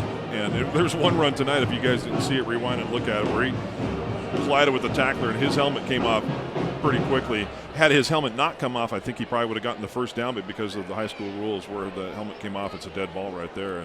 And unfortunately, that meant 4th down for Lynnwood. But yeah, so interesting second half, to say the least. We'll see what it looks like. I think we might even have a chance to see some players play that don't normally. I would think so, yeah. And like we mentioned, we'll have a running clock. We certainly, if you're just tuning in, we invite you to stick around. I know normally when you tune in a game and it's 56-0, you tune out rather quickly. But we've got some fun guests coming up in the third quarter. We mentioned we already gave one of them away with Leslie Lay. There's another gentleman who's coming up here whom I've never met, who is a legend in these in this area, and he was a teacher of mine. So I know, and I'm very excited to. I get to meet him for the first time on the air, and it'll be good. So, third quarter, we invite you to stick around, and we're still going to give our Red Onion Burgers Player of the Game out after the game. So there's plenty to do here still. A lot to choose from. Yeah, don't go very far. So again, you're watching the Action Jackson Plumbing halftime show. Our score again at halftime: Mountlake Terrace 56. That is correct, 56. Lynnwood 0. We're going to take a quick break and we'll be right back. You're watching the Sound Live Sports Network. Clogged drain? Other plumbing problems? Call Action Jackson Plumbing for 24-hour service. Owned by a lifetime Edmonds resident and Edmonds Woodway grad, Action Jackson is the drain cleaning specialist. They can unclog most internal drains for only $99 plus tax. Call 425-877-5601 or visit actionjacksonplumbing.com.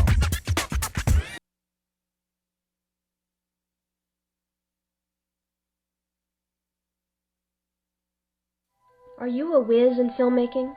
Do you want to become extraordinary in filmmaking? Then come to Shoreline Community College and work with Shoreline Productions, where you will learn to transform your work in teams of working professionals and students to create enchanting effects such as green screen, text animation, and so much more. So come to Shoreline Community College, where you can mystify and dazzle in filmmaking. Welcome to Northwest Best, brought to you by Smart Service Subaru. Here's your host, Mike Halsey. We're back at the Red Onion in Mountlake Terrace, and I'm with the owner, Sean, and the food here is absolutely terrific. The burgers are made with 100% beef, made to order with fresh ingredients. And you're involved in a lot of community projects. Yes, Mike, we are. With the help of our loyal customers, we're able to give back to our community. Such as we take 100 kids shopping with cops and join us for our terrific Tuesday fundraisers. Join us at Red Onion Burgers. And thank you for watching.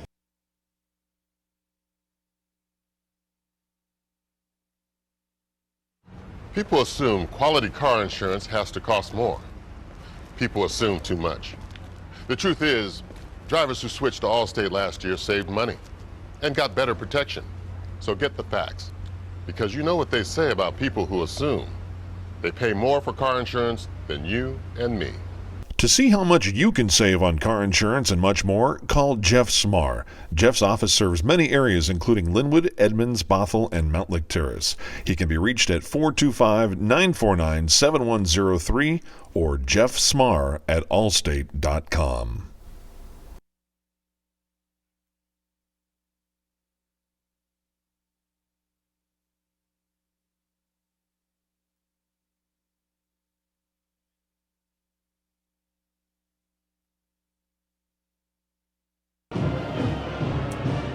Welcome back to the Action Jackson Plumbing Halftime Show. If you are just tuning in, do not adjust your screen. That is, in fact, a 5 and a 6 up there on the scoreboard. The Hawks scoring 35 of their 56 points in the second quarter alone. And they are well out in front of this game, 56-0 at halftime. 8 touchdown runs. So the Hawks have only passed the ball. I take that back. 7 touchdown runs and 1 Gabe Brady interception return for a touchdown. Right. Yeah, you and I have run out of fingers and toes. We're over here on Angelo keeping track on this one. We're down to his left foot right now. Yeah, and as we mentioned, this is the last home game for Mountlake Terrace this year. They play Kingston next week. Well, that's the regular season home game at least, right? Do we know if is there any chance at all that they could host? Yeah, I was actually just going to bring that up too. Okay. So 2 weeks from now, it's the crossover game. Right. And if you're not familiar with this, Mountlake Terrace and Lynnwood both play in they both play in Wesco 3A South. And this is a division that has 7 teams. There are 6 teams in the Wesco 3A North division. And what they do at the end of the season, after 8 regular season games, they pair these teams up. So the first place team in the North plays the first place team in the South. Second place teams play each other, third place, etc., etc. They rotated every other year. So this year, all the teams in the South division are heading up to the North teams to play. So Lynnwood and Mountlake Terrace in 2 weeks will both be on the road against opponents to be determined. Mountlake Terrace, it's a pretty easy scenario. They've already clinched second place, so they will play the loser of next week's game between Marysville-Pilchuck and Oak Harbor. That's a game for the team that wins that game wins that division. Interesting. The team that loses finishes in second place. So if I'm prognosticating that, I would say that we're going to Oak Harbor probably. I think we're going to Oak Harbor. If you're Mountlake Terrace, you are looking at 2 teams that are very good teams. Marysville-Pilchuck seems to be a little bit of the cream of the crop this year in Wesco. Absolutely. A ranked team. They've got Austin Joyner, their starting tailback, who's already committed to Washington State University. Yep. Go Cougs. Yeah, barring something unforeseen, I think Mountlake Terrace is probably going to Oak Harbor in 2 weeks, but we'll keep you posted. Don't buy your ferry ticket yet, but no, definitely not. At least scope out Deception Pass, maybe. Now, Lynnwood, I think it's fair to say Lynnwood will not be winning tonight. I don't think I'm going out on a limb there. Would not be going out on a limb. So Lynnwood will fall to 1-4 in the conference this year. Lynnwood plays Shorewood next week, and that game will essentially be for 5th and 6th place. Okay. And just looking at things right now, 5th and 6th in the North Division look like it's going to be between Marysville, Getchell, and Everett, 2 teams that play each other next week. Interesting. So I guess if maybe I'm oversimplifying this, but for the most part, Everett plays Marysville, Getchell, Shorewood plays Lynnwood. The 2 teams that win those 2 games will more than likely play each other in the crossover game. I see what you're saying. The 2 teams that lose those 2 games will play each other as 6th place crossover games. So if you are Lynnwood, you come home next week for your homecoming against Shorewood, and then in 2 weeks, you're more than likely either up in Marysville or you're up in Everett for a crossover game. So you don't have to travel quite as far as Mountlake Terrace. That's a plus. Right. And those games, Friday in 2 weeks, that happens to fall on Halloween night. The games may or may not be on Friday night. They might even move them up to the 30th, which is Thursday. So stay tuned for that. Again, opponents as well as game times and dates, for that matter, to be determined. So we'll keep you posted on that. You can also follow a lot of that by going to MLTnews.com if you're a Hawk, LynnwoodToday.com if you're a Royal, and we'll keep you abreast with all of the information you'll need to make sure that you can follow your Hawks and your Royals for that crossover game. Mountlake Terrace, again, having already clinched second place, they've already clinched a spot in the playoffs this year. Right.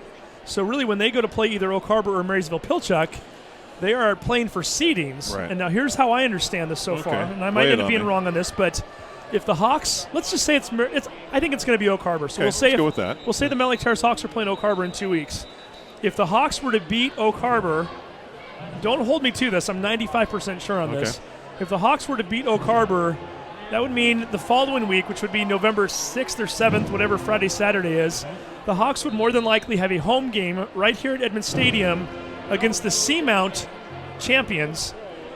More often than not, and this year's no different than any other, it's usually Kennedy Catholic that wins that division, a team that, oh, by the way, Mountlake Terrace played in the playoffs 2 years ago. Yeah. So Mountlake Terrace, if they were to win that second place crossover game, would probably be playing here in 3 weeks, more than likely on a Saturday for that one, but we'll see, against a Seamount team. If they lose that game, they're going to play the second place team in the Narrows division, and I was trying to do a quick glance at that the other day. That would be a road game. Lincoln currently leads that division. There's a 3-way tie for second between Capital, Central Kitsap, and Wilson. Capital historically is usually the better team of that group, so my best guess would be that if they were to lose the second place game in the crossover game, they would travel to Capital down in Olympia somewhere, and that would probably be the site of their first round playoff game in 3 weeks.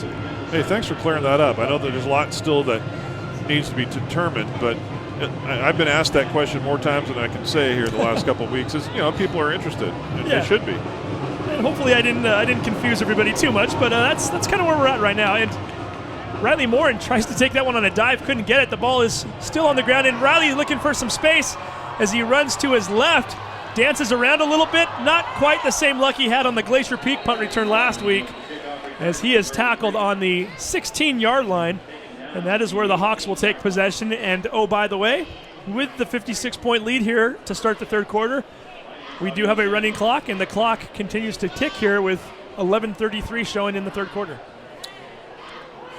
So let's take a look and see who we've got on the field right now, because there's some numbers that look very familiar, look actually. familiar, yeah? Yeah, quite a few. Interesting. I still see Miles Allen. Drew Clippard is out there. Eli Wilson. This is your starting lineup, I think that's your starting lineup still. And Hawks had talked about that a little bit. I think they were planning on playing them into the third quarter. We'll see how long they stick around. Handoff goes to, that's Rucker, and Rucker is running strong. Rucker is running free. He's to the 20, the 10. Touchdown, Terrace. Colin Rucker with the 82-yarder. 62-0. And we're barely a minute into the third quarter. Jeez. That's that little cross action inside handoff. The first goes to Lacoste. Lacoste looks and kind of checks to see what his reads are. Inside handoff, and Rucker is gone. Rucker's got some speed. We saw that last week. He had a huge touchdown in the Glacier Peak game. Had a touchdown reception against Shorecrest, so he's been in the end zone 3 times this year now. Yeah, Rucker is listed at 5'10", 170. He might be 170 with a wet pair of clothes on, but we'll see. Anyway, Melker puts the PAT up through the uprights. 63-0. Mountlake Terrace. Lynnwood is about to have their first possession of the half. We'll take a quick break. You are watching the Sound Alive Sports Network.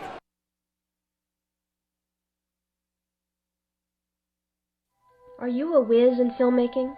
Do you want to become extraordinary in filmmaking?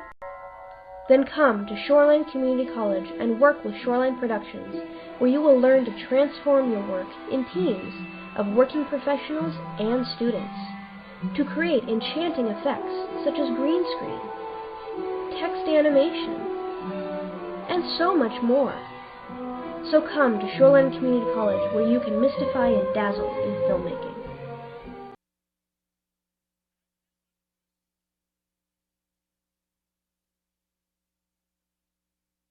And we are back again from Edmond Stadium. You are watching the Sound Alive Sports Network, brought to you by Shoreline Community College. Mountlake Terrace 63, Lynnwood 0, and we are just a little more than a minute into the third quarter. Yeah, I know that Lynnwood opted to take the ball at the beginning of the game, but I don't think that they thought they were going to be down 56 at the half, so they had to kick off to the Hawks.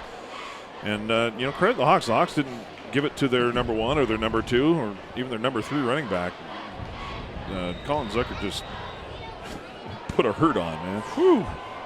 That was some speed. This is getting ugly right now. It's 10:54 showing in the third quarter. Sean Richard from Red Onion Burger here. We should mention that special here again one more time in just a moment. He's joining us tonight. Apparently he's a good luck charm for the Hawks as Sean shows up into the booth here, and we score 63 points. Hey, I said Colin Zucker. I meant Colin Rooker. I hope that you guys know that.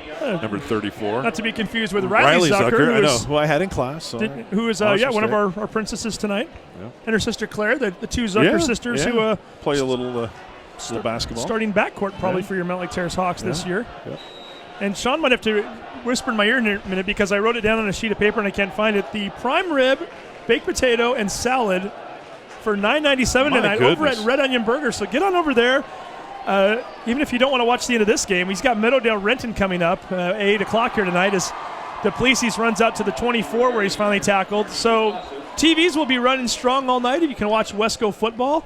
Get yourself the prime rib $9.97 special and get a shake while you're there too. Oh, my goodness. I love the chocolate shakes. I'm so glad that you have 0-calorie shakes there, Sean, because otherwise it would be a problem for me. Sean, are they 0-calorie? I might start having 3 or 4 at a time. Hey, seriously, that's about as good as an old school. When you talk milkshakes, that's a throwback kind of milkshake. Well, I'm a chocolate shake guy, so he does it with real chocolate ice cream because they have. It's the real deal. 16 flavors of ice cream there at Red Onion Burger. He's got Biggie's root beer on tap. Yes, he does. Sean didn't bring us any food. I'm starting to get hungry. Kirkman fumbles the football, and guess what? Mountlake Terrace, I believe, came up with it. I think so, yeah. It is, in fact, Hawks football at the 26-yard line. Tanner Munnis, number 2, part of the shake and bake tandem. Told him I was going to mention that tonight. I've done it like 3 times now. Yes, you have. 26-yard line. How much did they give you to get that in 3 times tonight? Not enough, I can tell you that. Tanner it has some pretty good lineage here. Speaking of homecoming, it's nice to see both his mom and dad here, and his older brother is a graduate as well. Toby graduating from here. Yeah, just this past spring. And I won't mention their years because I know Janelle may not like that. But still, my goodness. Father Tim, Mom Janelle, both graduating during the time in which I was at school. I'll say that. There you go. Speaking of Hall of Famers, I mentioned Malcolm Johnson, but he could be one eventually as he gets forward there, and somebody got bulldozed at the end there as Johnson gets to the 15. We mentioned that they did Hall of Fame inductions earlier tonight. Yeah. So Leslie Lay, I know Seamus Boxley was one, and who was the third? That would be Ryan Strebe. Oh, Strebe got inducted. That's right. The baseball. Yeah, absolutely. Now I'm feeling. You're getting old when you younger brothers of and he was quite a bit younger than his brothers. I went to school with Ken Strebe, but Ryan was inducted. Of course, basketball and mainly baseball here. Oh, absolutely. Had a shot at making the majors. Got up to AAA for the Tigers. Actually, I think he was up on the major league squad for a while. I don't know if he ever had an at bat though in the majors. I don't know that he did. No, but he was on the 40-man roster for a while. Yeah, there you go. As Hopkins is back under center. If I'm wrong about that, we'll correct it. Definitely, as Malcolm Johnson running to the right, doesn't get very far. The point I was about to make, though, is that we talked about Tanner Munnis, who came up with that fumble. Tanner's mom, Janelle. Maybe I'm biased because I went to high school with her. She might be the greatest athlete in Mountlake Terrace High School history. I think you've got a pretty good argument there. There have been a lot of them. Yeah. But Janelle being a 3-sport athlete and winning a couple of state titles. And soccer, yeah. Yeah, and soccer. And she's still a very good athlete. I can vouch for that. And very supportive of youth sports in our community. Mm-hmm. And just in her own quiet way has really contributed back to this community in wonderful ways. So you got to credit Tim and Janelle. No, great people. And like I said, two folks who I've seen around that school for many, many years. Is we've got a sweep coming around here. That was Javon Ned getting the carry there as he gets tackled in the backfield. Ned with a big touchdown for a running touchdown. I guess it was a couple weeks ago here against Shorewood, a 70-plus yarder that he swept out to the left and found some space and just kept going. He's got some speed as well, so if he gets into the open, look out. Yeah, he's a compelling young man, too. I happen to have him in class right now, and I sure enjoy having him. A bunch of these guys, actually, right now, for whatever reason, I've got in my film analysis class. I don't often get juniors and seniors unless they're involved in journalism, but he must be doing a heck of a job then. Are we showing a lot of football film in those classes? No, not necessarily. No, we're not watching any game film. Ned goes in motion there. Handoff goes to Sammy. Is that Sammy? That is Sammy there. Okay. Abraha. Yeah. Abraha gets forward to the 15-yard line. It's going to bring up 4th down, and I think we might get our first field goal attempt here of the night. Ivan Melkor, who I'm not even sure Ivan has a field goal attempt here on his resume this year. He's kicked a lot of PATs. You know what? He has not attempted a field goal this year. That's interesting, yeah. Hawks have been scoring a ton of touchdowns this year, but not a lot of field goals. And Milcor is going to get a shot right here from 31 yards out. Drew Clippard, the snapper. Tanner Munnis is the holder. Milcor with a kick. It's got plenty of distance. It is up, and it is nice good. Job. So add a field goal to those 9 touchdowns that were earlier scored. Hawks now with a 66-0 lead. We're going to take a quick break. You are watching the Sound Live Sports Network.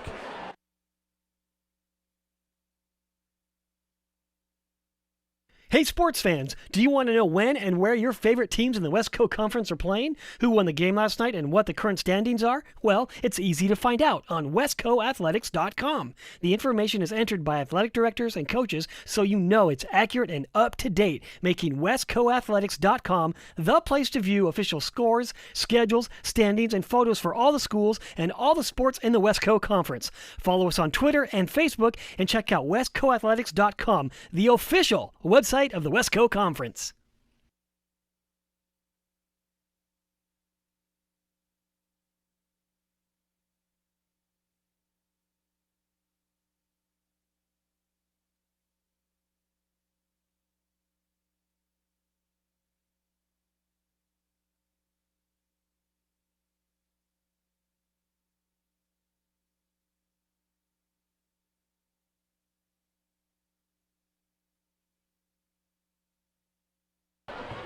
And here we go. Once again, Ivan Milcor with the kickoff. Duplessis fields that one on the 5-yard line, tries to cut it back towards the middle, spins around and breaks free, gets to the 30, where he's finally dragged down at the 38-yard line. And give Darnay Duplessis a lot of credit. Definitely. It's a 38-yard return, much of which he created on his own. And that is where Lynnwood will take over, down by 66 points here midway through the third quarter. You know, you were mentioning Ryan Strebe getting some Major League Baseball action. I just want to give a little shout out to an Edmonds Woodway graduate, Blaine Hardy, who got into the postseason this year with the Detroit Tigers. Oh, wow. Left-handed pitcher out of Edmonds Woodway High School.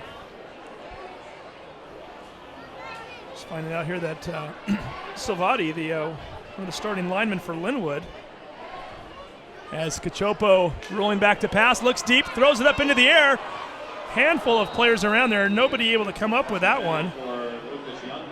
Kason Silvati, the starting center for Lynnwood, apparently is also out with a concussion now. So just add insult to injury there, and we appreciate Scott Cachopo, the quarterback, or Justin Cachopo, the quarterback for Lynnwood, his dad, sending us that information. And that's too bad. Boy, when it rains, it pours. Lynnwood, like we mentioned earlier, just really decimated with injuries right now. As I'm looking for some of the names of the players who aren't playing tonight: Andrew Katzenberger, Alton Hammond, Carson Horner, Bobby Graham. These are all starters. Quinn Evans, Mikhail Kirkman, Richard Trung, and Michael Dapis. All of these guys are names that we've called many times during our broadcast this year. None of them suited up tonight. Some of them have season-ending injuries. Some of them might return as Kirkman carries the ball up the middle, finds enough room for a first down, and gets over the midfield mark as he's tackled at the 49 of Mountlake Terrace.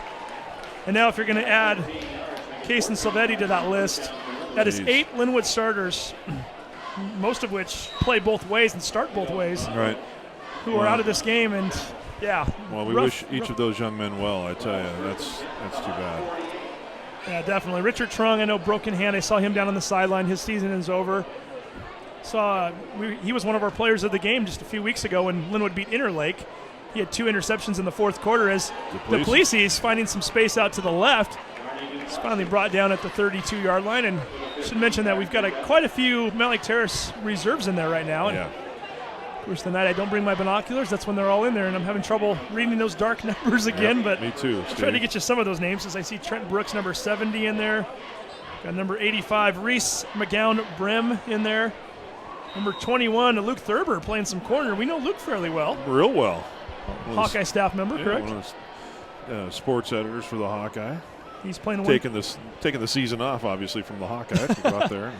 He's playing at one corner. Javin Ned, who had a carry here just a few minutes ago, he's playing another corner. I think we see Carlitos Bravo, number 24, on the field as well.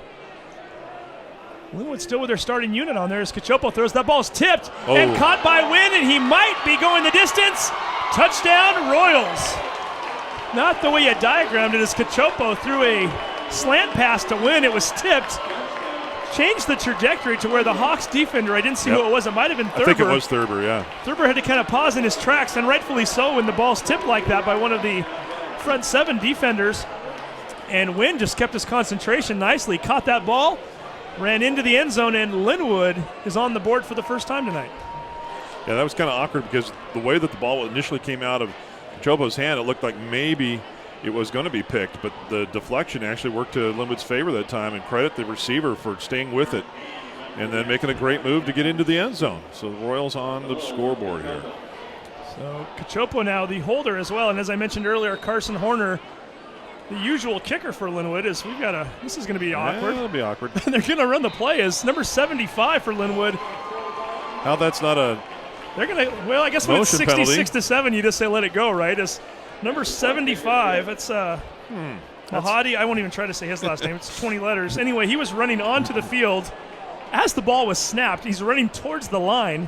I thought he might even run in front of the ball there for a second. Yeah. He was running right towards where the ball was being snapped. Referee never blew the whistle, let it stand, and the kick goes up and through. 66-7 with 2:44 to go. We'll take a 30-second break. You are watching the Sound Live Sports Network.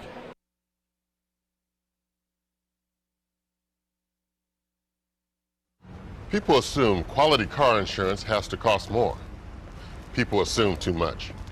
The truth is, drivers who switched to Allstate last year saved money and got better protection. So get the facts, because you know what they say about people who assume. They pay more for car insurance than you and me.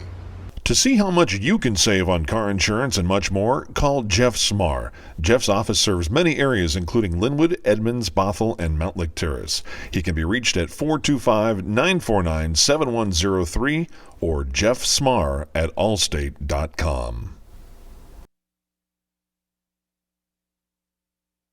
And we are back again, 66-7.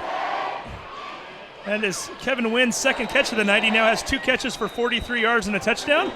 Cachopo now has 55 yards passing and a touchdown as well. As we mentioned earlier, Cachopo coming into the night, the leading passer in terms of yardage in Wesco 3A South. That's impressive. Yeah. Nick Morales was only 10 yards behind him, and Edmonds Woodway is overplaying. They're playing over at Shorecrest tonight. Yeah, Souther up at Glacier Peak throws the ball well. He does. They actually run the ball more than they have in the past, but right. He's still getting his yardage. He's thrown 8 touchdown passes. Southern actually led Wesco 3A South in touchdown passes coming into the night with 8. Cachopo now throwing his 8th as well, so they're tied at the moment. Glacier Peak playing Shorecrest. That game's at Snohomish Veterans Stadium later on this evening, or is probably just about ready to start here any time now. Number 44 on the carry. Not on our roster. That's not a number we have, is it? It's the beauty of high school football. Sure Every once is. in a while, these guys come into the game wearing jersey numbers that aren't on rosters, and if the coaches don't tell us, we'll just call him number 44 for the time being. I noticed that the PA announcers don't have it either because they've yet to read his name off on the PA system here. Very unusual formation now for the Hawks. Well, a little bit more than usual now that I look at it again. Is McDowell playing quarterback? I think he is now. Hawks looking for a little bit of room out to the right. Number 88, Nick Fisher with the carry on that play. Sophomore. Kirkman on the tackle for the Royals. And I believe your second string quarterback, Garrett McDowell, 5'10", 150. The sophomore now getting his first action of the night. The clock is now under a minute to go in the third quarter. Still checking in. We were supposed to have some guests come up and join us in the third quarter. I've yet to see them, so we're hoping they'll make it. Send out a text message hoping to get them. We were going to get our Hall of Famer Leslie Lay up here and talk to her about her swimming career. Thought we might even try to get Greg Bowman if he's in the house. Greg Bowman. What a great story. It is a great story. We'll talk about that in a second. As McDowell's throwing over to the left sideline. Oh, he had a man open too. That was Fisher. Fisher had broken open to the left side of the field. If they connect, Fisher's still running. 16 seconds, and again, the running clock is going right now. But Greg Bowman, Mountlake Terrace High School, 3-year player on the high school basketball team and one of the nicest kids you'll ever meet. Absolutely. Walk on at the University of Washington, and this week found out that he made the basketball team there. Not the practice squad, not some other little club, it's the real deal. He is on the team, so congratulations to Greg, and if he's around here, we might find him. We're going to take a quick break. We have come to the end of the third quarter. Hawks 66, Royals 7. You're watching the Sound Alive Sports Network. Welcome to Northwest Best, brought to you by Smart Service Subaru. Here's your host, Mike Halsey. We're back at the Red Onion in Mountlake Terrace, and I'm with the owner, Sean, and the food here is absolutely terrific. The burgers are made with 100% beef, made to order with fresh ingredients. And you're involved in a lot of community projects. Yes, Mike, we are. With the help of our loyal customers, we're able to give back to our community. Such as we take 100 kids shopping with cops and join us for our terrific Tuesday fundraisers. Join us at Red Onion Burger. And thank you for watching.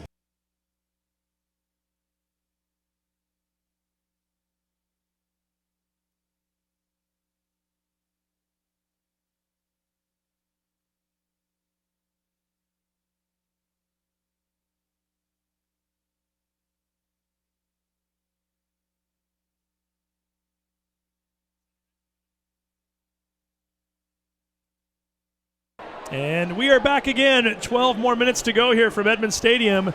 66-7, the Hawks lead. Looking down here, we see the Meadowdale Mavericks starting to show up. We remind you that this is a doubleheader tonight for the Sound Alive Sports Network, as Keith Neely, along with Steve McGrain, will be joining you for the second game, which starts at 8 o'clock between the Meadowdale Mavericks and Renton High School. I know what Renton's name used to be, but I think they might have changed it. Are they still the Indians? I think they are still the Indians, yeah. Might still be the Indians. It's a team that we don't normally broadcast since they traveling up from the south end for a non-conference game. Is that punt from Austin Bates, his first of the night, by the way. Lands at the 31-yard line, which is where the Royals will take over this possession. Again, running the clock right now as the clock continues to tick, even though there is no action here, and we're on a change of possession, which is probably not a bad thing right now, as Mountlake Terrace scoring the first 66 points of the night before Lynnwood got on the board here just before the end of the third quarter. Turned around to get our sheet that's usually on the door. I couldn't find it. I was going to give a little shout out to our referees tonight and our officials.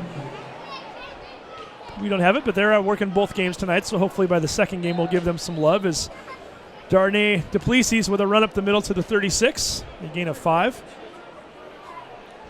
All kinds of new names and faces out on the field right now from Mountlake Terrace, as you would expect.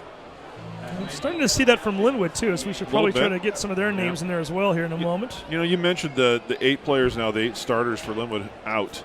But, and of course, we absolutely wish those young men well and a speedy recovery. But also we should give credit for the guys that had to step in, you know, maybe without all that much notice here and play at this varsity level. And that's not easy to do.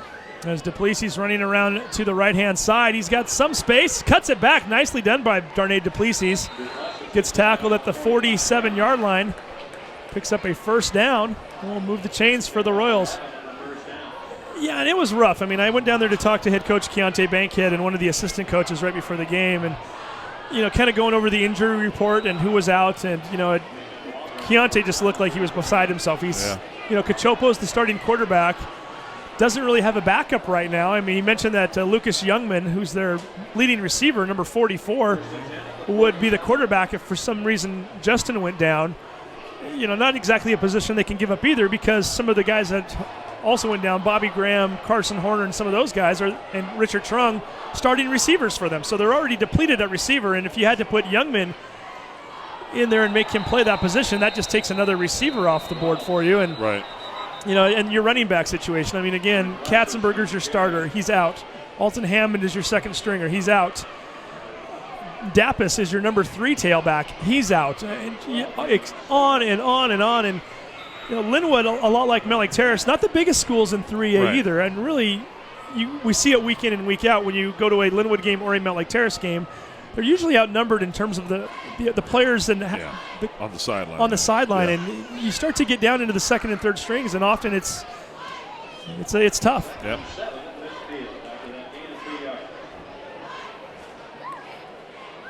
It's tough to keep just 11 guys out there for the 48 minutes. It's not going to be possible usually. And for a whole season, Cachopo looking for a win, and he finds him. Nice play by Wing as he runs a slant pattern down to the 38-yard line, picks up 12, sliding catch, and another Royal first down. Royals have done a nice job here moving the ball in this fourth quarter.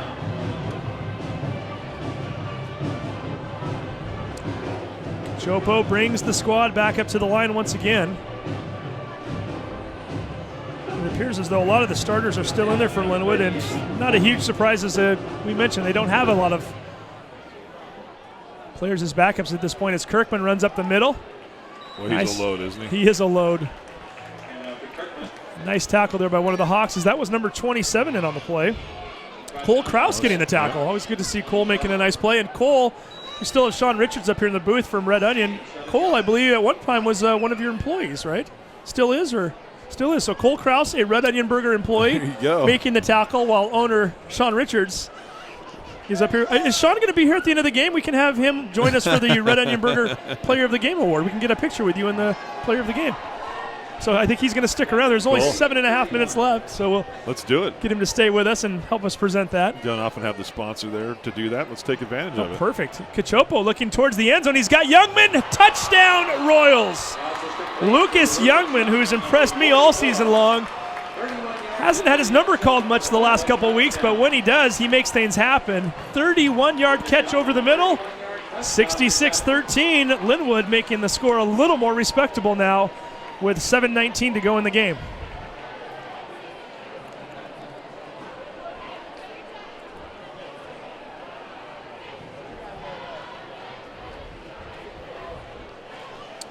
So that could be some suspense. We have to start thinking about who we want to give this player of the game to. Sure. Do we go with one of the guys we've seen already this year, or do we maybe go with somebody different? Interesting, huh? Yeah. We'll see. Number 60 on for the extra point. It is blocked. Should mention that is Aaron Gaines, the sophomore, coming on for the kick. Yeah, that snap just didn't make it all the way to the holder. No, so we're going to take another quick break. 7:19 to go. You are watching the Sound Live Sports Network.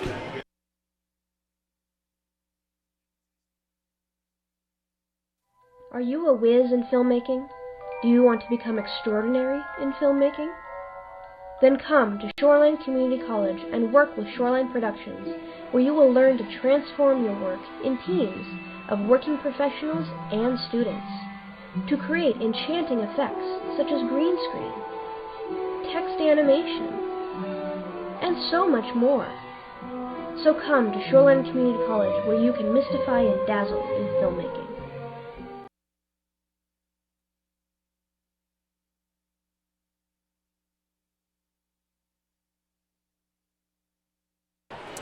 And we are back again, live at Edmond Stadium. You are watching the Sound Live Sports Network, presented by Shoreline Community College. Mountlake Terrace on homecoming night, 66-13 lead. They scored the first 66 points of this game. It has been all Hawks tonight, as they are about to improve their record to 6 wins and 1 loss on the season. Uncharted territory for them. That is a place where the Hawks have never been in the school's history. Daniel Johnson on the return gets cut down at the 27-yard line, and then that is where the Hawks will take over this next possession, as once again the running clock continues to be in play here. 7:02 to go and counting right now. Part of that 40-point mercy rule once you have a lead that high.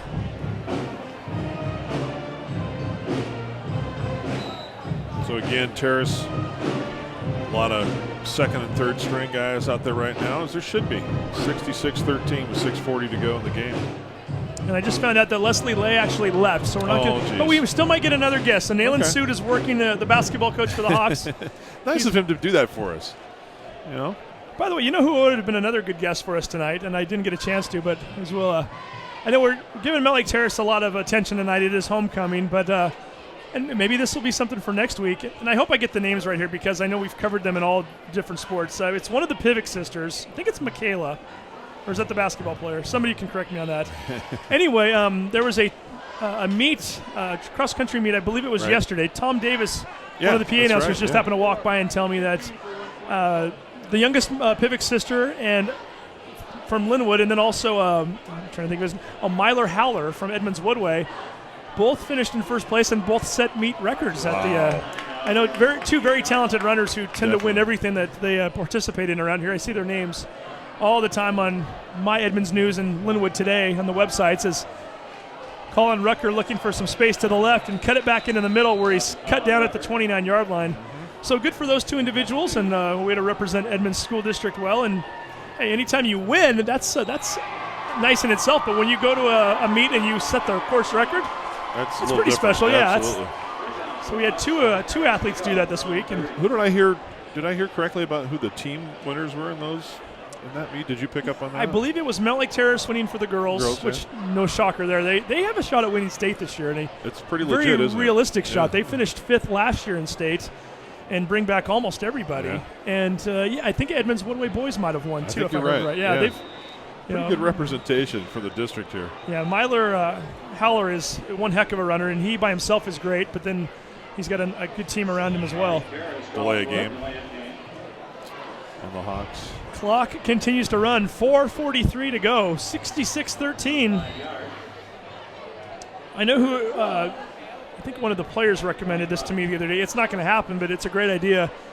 Was it Malcolm Johnson that said this? I'm not sure, but somebody recommended that we have the entire offensive line up here. Give them the player of the game because of how they've been playing. And yeah, Angelo Camo overheard me say that and said, no, we're not going to get 6 guys up here for that.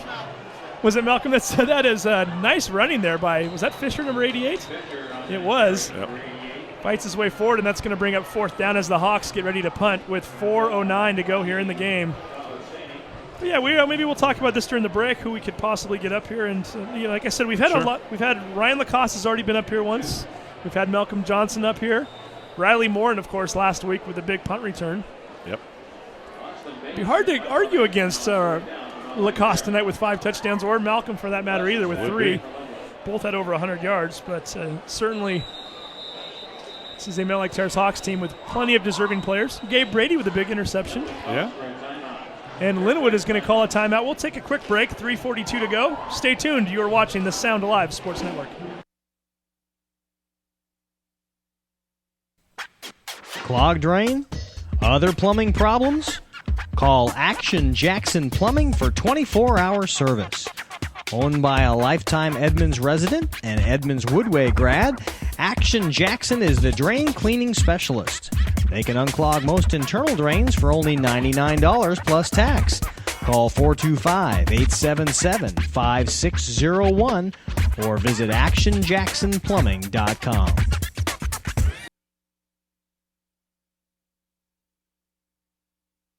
And we are back again. 3:42 to go here in the ball game.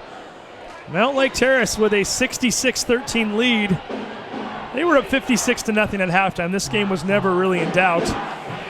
And they've coasted here in the second half, playing with a running clock, which certainly helps get this game over quicker. As Austin Bates gets off one of his better kicks. Duplessis catches it around the shoestrings and is finally tackled. I believe that was number 11, Josh Hopkins, on the play. Yep. Good to have one of the Hoppies get his name called tonight. Is kind of an uneventful night for number 7 and 11, the two twins.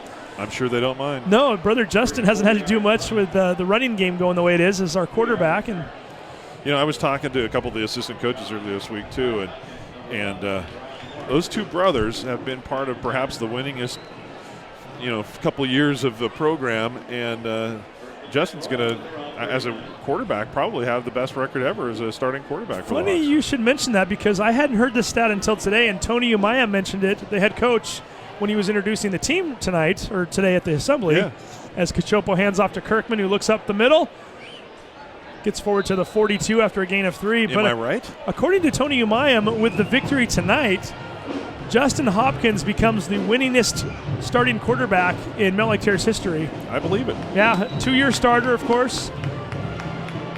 Had what Mountlake Terrace is about to win their 6th game of the year tonight. He won 5 last year. Yeah. Did he start in any games in his sophomore year? He did not. No, Bo Kennedy started the entire year. There was there was one game where Bo sat out the first half, and I think for that game they actually had, if I remember correctly, that was the Getchell game, and I think Devontae played a little wildcat for one quarter, and then they put Bo back in after he had missed some practices to take care of some personal issues. So this is Justin's a 2-year starter, and he's now going to be the winningest quarterback in school history. Isn't that good? Isn't that great? Yeah, very good for him. Another good kid, by the way. Yeah, I remember. I followed those kids since they were in 5th grade. through the AAU basketball program and know their family for some time now. And those two young men have stuck with it and just decided that they're going to be good student athletes. And credit Justin, that's just what a great thing to be able to leave in your career and say, yeah, I took the program someplace where it hadn't been before. I was part of that program, part of that team. And Josh has certainly become a real leader on this team as well. As we've had a chance to watch him over the last couple of years. He's one of the vocal leaders in that locker room. His ball is thrown to Wynn. Wynn catches another one, fumbles the football, and the Hawks recover it. Number 4, was that Jake Lampers that came up with the ball? I think so. Good for him. Jake Lampers getting some action and comes up with a fumble recovery. Nice job by Jake Lampers. Now let's give credit to Cachopo, too, because that was a nice ball. Wynn, nice catch. Just a good tackle there. Shook the ball loose. And hey, Justin Cachopo, I've been impressed with him all season long, and really to have to we've seen him when he's had more protection. First couple of games of the year, he looked outstanding. Unbelievable early in this year, yeah. I hurt for him last week against Meadowdale as he just the line was depleted. He was getting blitzed all night, had nowhere to go with it, and really struggled. And he's finishing out the season on a rough note, but he's staying in there, and he's kept his head up all night. He's continuing to play well here into the fourth quarter. Again, he's mainly in there because they don't really have another backup quarterback to go to. And I'm sure as a starting quarterback, you don't want to be in there right now any more than anybody else does. But he's taking one for the team and hanging in there. Well, holding call here, I believe. 1:11 to go here in the game, and the clock continues to run. 10-yard penalty. So I guess we need to make a decision, huh? I think I know who we're going to get here. I won't announce it on the air here, but I think we'll. Yeah, I think so. I think we need to go with him just because of the fact that. Well, we'll talk about that in a little bit here.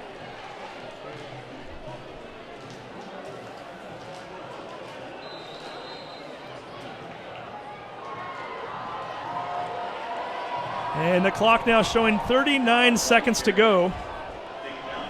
66-13. Who would have thunk it, huh? I'm not surprised that it wasn't as close of a game as what we were hoping for. Certainly knowing that Lynnwood had the injuries. Right. I didn't see it going down quite this way, though, with a 56-point first half. You know, you have to, if you're thinking, geez, they run up the score, they ran the ball. It wasn't like they were trying to tack in points or anything. Terrace played it straight up. Oh, my. 5 seconds to go as two very big hits. And the young man that's your game, huh? That was Colin Rucker, and that is the game. When you have a running clock for an entire half, the game goes rather quickly, doesn't it? And that is the final 66-13, Hawks winning on homecoming night. History is made here tonight as the Hawks pick up their 6th win, the quickest they've ever gotten to 6 wins in a season with a record of 6-1 overall. They finish out their regular season next week with a non-conference game at Kingston High School.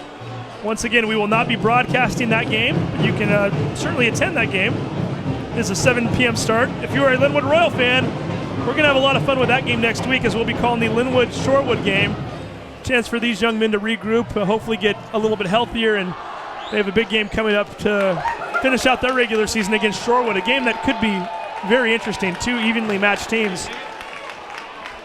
And we'll certainly cover their homecoming and have a lot of fun with that. So we invite our Lynnwood Royal viewers to stick around for that or tune in next week. We've got the I Believe That We Will Win chant going. I believe we have won. Yeah, I was going to say, you can't really do the I Believe That We Will Win after the game. So we're trying to get our player of the game up here. We won't announce who that is quite yet, but it'll be kind of a fun night for this person to get this shirt, and we'll explain why when they get up here.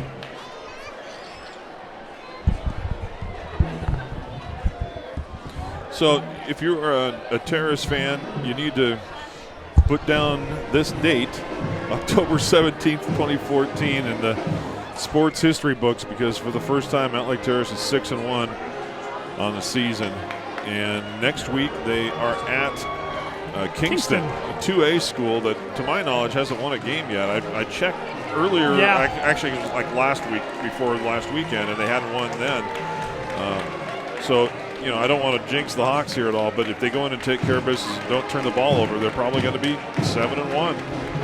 7-1, and like we mentioned before, heading up to either Oak Harbor or Marysville-Pilchuck in 2 weeks to play that crossover game, a game that will mean a lot for seeding and could mean whether or not the Hawks get a home playoff game in the first week of November as we await our player of the game to come on up here and join us. I see him coming up the stairs right now, so I think we'll go ahead and keep it right here. Some of the final stats on the night.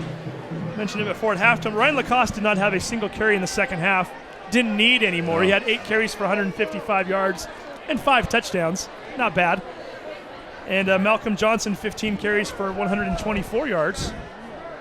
I see our player of the game, but where is Sean Richards? Is he still with us? I hope he didn't go very far. There he is.